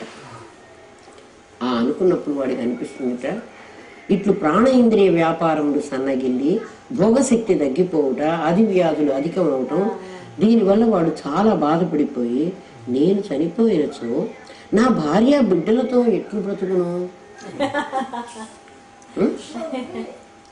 నేను లేనిదే ఎన్నడూ భుజింపదు, స్నానం చేయదు, నా కోపం వచ్చించో భయపడుతుంది, నేను గట్టిగా మాట్లాడిన బెదిరిపోతుంది. వీడు అనుకుంటూ ఉంటాట, నేను ఏదైనా తెలియక పొరపడినచో ఏమా తెలియజేసేది నాకు, నేను దేశాంతరమేగిన సోగముతో కృషించేది, నేను వేరే ఊరికి వెళితే వీరుడైన పుత్రుడున్నను నేను లేని బాధతో ప్రాణములు వీడును. నా కుమార్తెలు కుమారులు ఆశ్రయము లేక సముద్రంలో పడవ ప్రయాణం చేస్తుంటే పడవ మునిగిపోతే ఎలా ఉంటారో అట్లా ఉండిపోతారు నా ఇంద్రియాలన్నీ. ఒకప్పుడు ఇవి నాకు చాలా చేసినాయి అని భార్యను గురించి ఆలోచించుండగా భయుడు అనే గంధర్వరాజు పశువును కట్టి లాక్కుని పోయినట్టు పురంజనుని పట్టణము నుండి వెలువరికి ఈడ్చు లాగేశాడు వాడిని. ఇది జీవుని శరీర వియోగమంతలే అవస్థ. శరీరము శిథిలమై రోగములు మెండై తీవ్రమగు జ్వరము ఆక్రమించి శరీరమును వేడిడి స్థితివచ్చును జీవునకు వివేకము కలుగదు. అయ్యో ఈ శరీరంతో నాకు సంబంధమే లేదని తనని గురించి కానీ భగవంతుని గురించి కానీ ఆలోచన ఉండదు. భార్య బిడ్డలు ఇల్లు ఆస్తి వీని గురి ఆలోచించుండు. ఈ ఆలోచనతో ఉండగా మృత్యు ఆక్రమించి వీడిని బయటికి లాగింది కదా. ఇంతకాలము పట్టణమును కాపాడిన ఆ పాము కూడా పట్టణమును వీడిపోవు, ప్రాణం పోయింది. ఆ పాము పట్టణాన్ని వీడు నిద్రపోతుంటే కూడా మరి శ్వాస జరిగింది కదా, ఇప్పుడు అది వదిలిపెట్టిపోయింది. ఇంత బాధ కలిగి భయుడు అని మృత్యువు తనను లాక్కొని పోతున్నా తాను వదిలిన మిత్రుడు జ్ఞాపకం మనకు రాలేదు. ఫస్ట్ అవిజ్ఞాతుడు అనేవాడు వచ్చాడు కదా, వాడికి గుర్తు రాలే. ఇన్ని కష్టాలు పడుతూనే ఉన్నాడు. ఆ మిత్రుడే అవిజ్ఞాతుడు అనగా ఎవరి చేత ఎరుగ శక్యము కాని భగవానుడు అతన్ని మరిచి జీవుడు మళ్లీ శరీరంలో చేరాడు. ఇది ఉన్నంత కాలము బుద్ధి అంతయు లోక విషయములందే ప్రవర్తించును, కానీ భగవానుడికై ప్రవర్తించదు. మరణ సమయంలో కూడా వాడు భార్యా బిడ్డలనే తలంచుకుంటున్నాడు కానీ భగవంతుని తలంచడు. ఎందుకంటే భగవంతుడు ఉన్నాడని వీడికి తెలియలేదు కదా, వాడి గురించి వీడు ఒప్పుకోలేదు కదా. ఇట్లు జీవుడు మరణించగా ఇంతకాలము కోరికలతో ఆయా ఫలములకై పశువులను చంపి యజ్ఞములు చేసినాడు కదా. ఆ చంపబడిన పశువులు వీడు చేసిన పాపములను తలంచి వీడిని తన కొమ్ములతో పొడిచి ప్రాచీన బరిగి కట్టాగే కదా. యజ్ఞం చేసి వాటన్నీ చేస్తే అన్ని దానాలు ఇచ్చానన్నావు. వాళ్ళ ఆ యజ్ఞంలో చంపిన పశువులు నిన్ను అవి నిన్ను చంపడానికి కోసం వెయిట్ చేస్తున్నాయి. At some point he has done lot of yagam. During that yagam he killed all these animals. So what the Narada is saying is like when you go out అది కొమ్ములు పెట్టుకుని రెడీగా. లాంగ్వేజ్ ఏదైనా ఏమా subject ఎవరిదైనా ఒకటే. అవి నీ కోసం చూస్తూ ఉన్నాయి. వీడు అవన్నీ అక్కర్లేదు. చనిపోవు సమయంలో కూడా అతను భార్యనే తలంచుతూ శరీరమునటే వీడుచుటదే వీడు మళ్ళీ ఒక స్త్రీగా పుట్టాడు, మళ్ళీ ఒక ఆడమ్మాయిగా పుట్టాడు. ఎందుకంటే భార్య భర్త లేని భార్య ఎట్లా బతుకుతుందో అని. విదర్భదేశపు రాజకూతురుగా పుట్టాడు. రాజకూతురుగా పుట్టి అక్కడ కూడా పురంజనుడు భార్యను తలంచుకుంటూ శరీరం విడుచుతే రాజకుమార్తెగా పుట్టాడు. ఆమెను వివాహం ఆడటానికి ఎంతో మంది వచ్చారు. మొత్తానికి ఎవరినో ఒకడు పెళ్లి చేసుకుంది. ఏమ్మా పెళ్లి చేసుకున్న తర్వాత కొన్నాళ్ళు అయిన తర్వాత వాడు చచ్చిపోయినాడు, ఆ భర్త చచ్చిపోయినాడు. అంటే మనకి ముందే కథ తెలుసుగా. చచ్చిపోతే ఆమె ఏడుస్తున్నది. నీచరాజులు ఈ రాజ్యమును ఆక్రమించరు లెమ్ము, నీవే రాజ్యమును పాలించు, ఈ భూమికి దుష్టుల వల్ల కలిగే బాధలు తొలగించు అని ఏడుస్తూ భర్త పాదాల మీద పడి ఆమె కన్నీరు కారుస్తోంది. తర్వాత లేచి కర్రలతో చితిని ఏర్పరచుకుని తనే లేచి ఆ భర్తను ప్రేమించానంది. భర్త లేకపోతే బతకలేనంది. తానే చితి పేర్చి ఆ కర్రలన్నీ తీసుకొచ్చి వాడిని ఫైర్ చేస్తావు కదా. నువ్వు వాడిని ప్రేమిస్తే వాడిని ఎందుకు దగ్గర పెడుతున్నావు? అంటే వాడిని ప్రేమించటం లేదు. ఎవడు కూడా లోపల ఉన్నటువంటి చైతన్యాన్నే ప్రేమిస్తున్నాడు కానీ ఈ బయట కనపడేటువంటి ఈ శరీరాన్ని ప్రేమించడం లేదు. ఆ చైతన్యం తెలుసుకోలేక ఈ శరీరాన్ని ప్రేమిస్తున్నాను వాడు నటిస్తున్నాడు, పిచ్చివాడది. ఎందుకంటే శరీరాన్ని ప్రేమించినట్టయితే శరీరాన్ని అట్టు పెట్టుకోవాలి, దాన్ని తగలబెట్టకూడదు. వాళ్ళకి కనపడే సుజాత వాళ్ళ మామకి వాడు కర్ర పట్టుకుని వచ్చాడు. అప్పుడు కూడా నాకు మరి నన్ను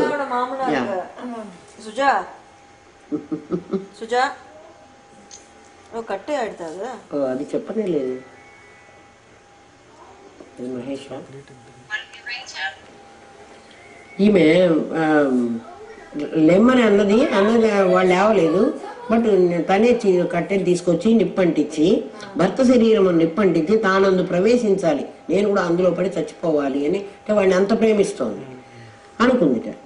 ఇంతలో ఒక వృద్ధులకు పురాతన మిత్రుడైన బ్రాహ్మణుడు అవిజ్ఞాతుడు వాడు వచ్చాడు. వీళ్ళిద్దరూ కలిసి కదా వచ్చినప్పుడు వీడు ఈ పట్టణాన్ని, మనకి ఇది తెలుసు పాత ఈ పట్టణాన్ని వాడు ప్రవేశించి వాడిని మర్చిపోయినాడు. అమ్మా నీవెవరివి, ఈ పరుండిన అతడు ఎవడు, నీవు ఎందుకు శోకించుతున్నావు, నేను నీ స్నేహితుడిని గుర్తుపట్టావా, నన్ను వెనుక దూరం చేశావు, ఇంతకుముందు నువ్వు దూరం చేశావు, నీకు అవిజ్ఞాతుడు అని మిత్రుడు ఉండేది వాడిని గుర్తున్నాదా, నన్ను వదిలి భూమి యందు భోగములు అనుభవించాలని నివాస స్థానాన్ని వెతుకుతూ నువ్వు వెళ్ళిపోయావు. నీవు నేను హంసలము, మిత్రులము, మానస సరోవరంలో మనం ఉండేవాళ్ళం, మన ఇద్దరం స్నేహితులము, జీవుడు బ్రహ్మ. జీవుడు బ్రహ్మ ఎవరు? ఒకే సముద్రంలో ఉన్న నీళ్లు, సముద్రపు నీరు అల. సముద్రపు నీరు అల వేరు కాదు, సముద్రపు నీరు మంచు బిందు లేకపోతే బుడగ. అట్లా మన ఇద్దరం ఒకటి. అంటే జీవుడు బ్రహ్మమే. నువ్వు వినకుండా నా మాట అనవసరంగా దీంట్లోకి వెళ్ళిపోయినావు. ఎట్లా వెళ్ళింది? సముద్రపు నీరు పైన ఆకాశంలో నక్షత్రాలను చూసి ఆకాశ మండలం చాలా అందంగా ఉంది, ఆకాశం చాలా అందంగా ఉందని నీరు అనుకుందిట.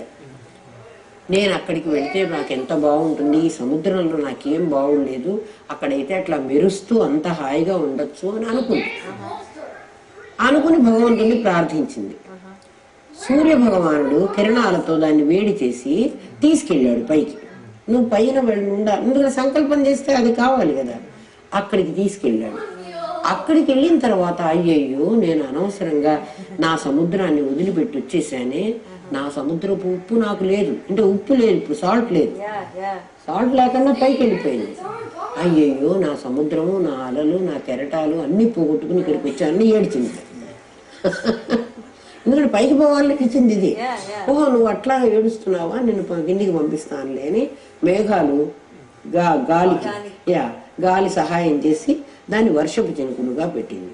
ఆ వర్షపు చినుకులు మరి సముద్రంలో పడలేదు కదా, ఎక్కడో కొండల మీద పడ్డాయి. ఆ కొండల మీద పడితే దానికి సముద్రం దొరకలే.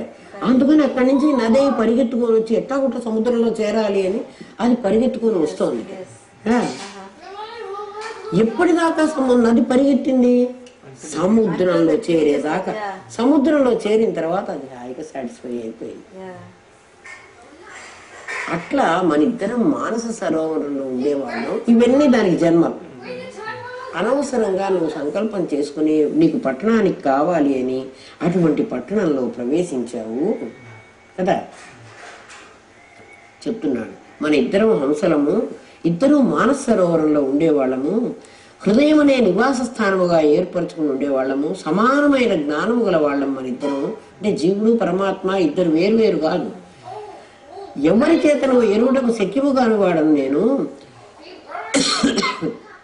నువ్వు నాతో కలిసే ఉండేవాడివి. ఒక పట్టణమును నువ్వు ప్రవేశించావు. ఆ పురమున జ్ఞానేంద్రియములచే అనుభవింపడిన శబ్దస్పర్శ రూపరస గంధాల 5 ఆరామంలో అటువంటి ఊరికి నువ్వు వెళ్ళిపోయినావు. ఈ శరీరము పంచభూతములు ఈ శరీరానికి ఉపాదాన కారణాలు, ఈ శరీరం తయారైన కారణాలు. ఇందుండు పురుషుడు ప్రకృతికి అధీనం అయిపోయినాడు.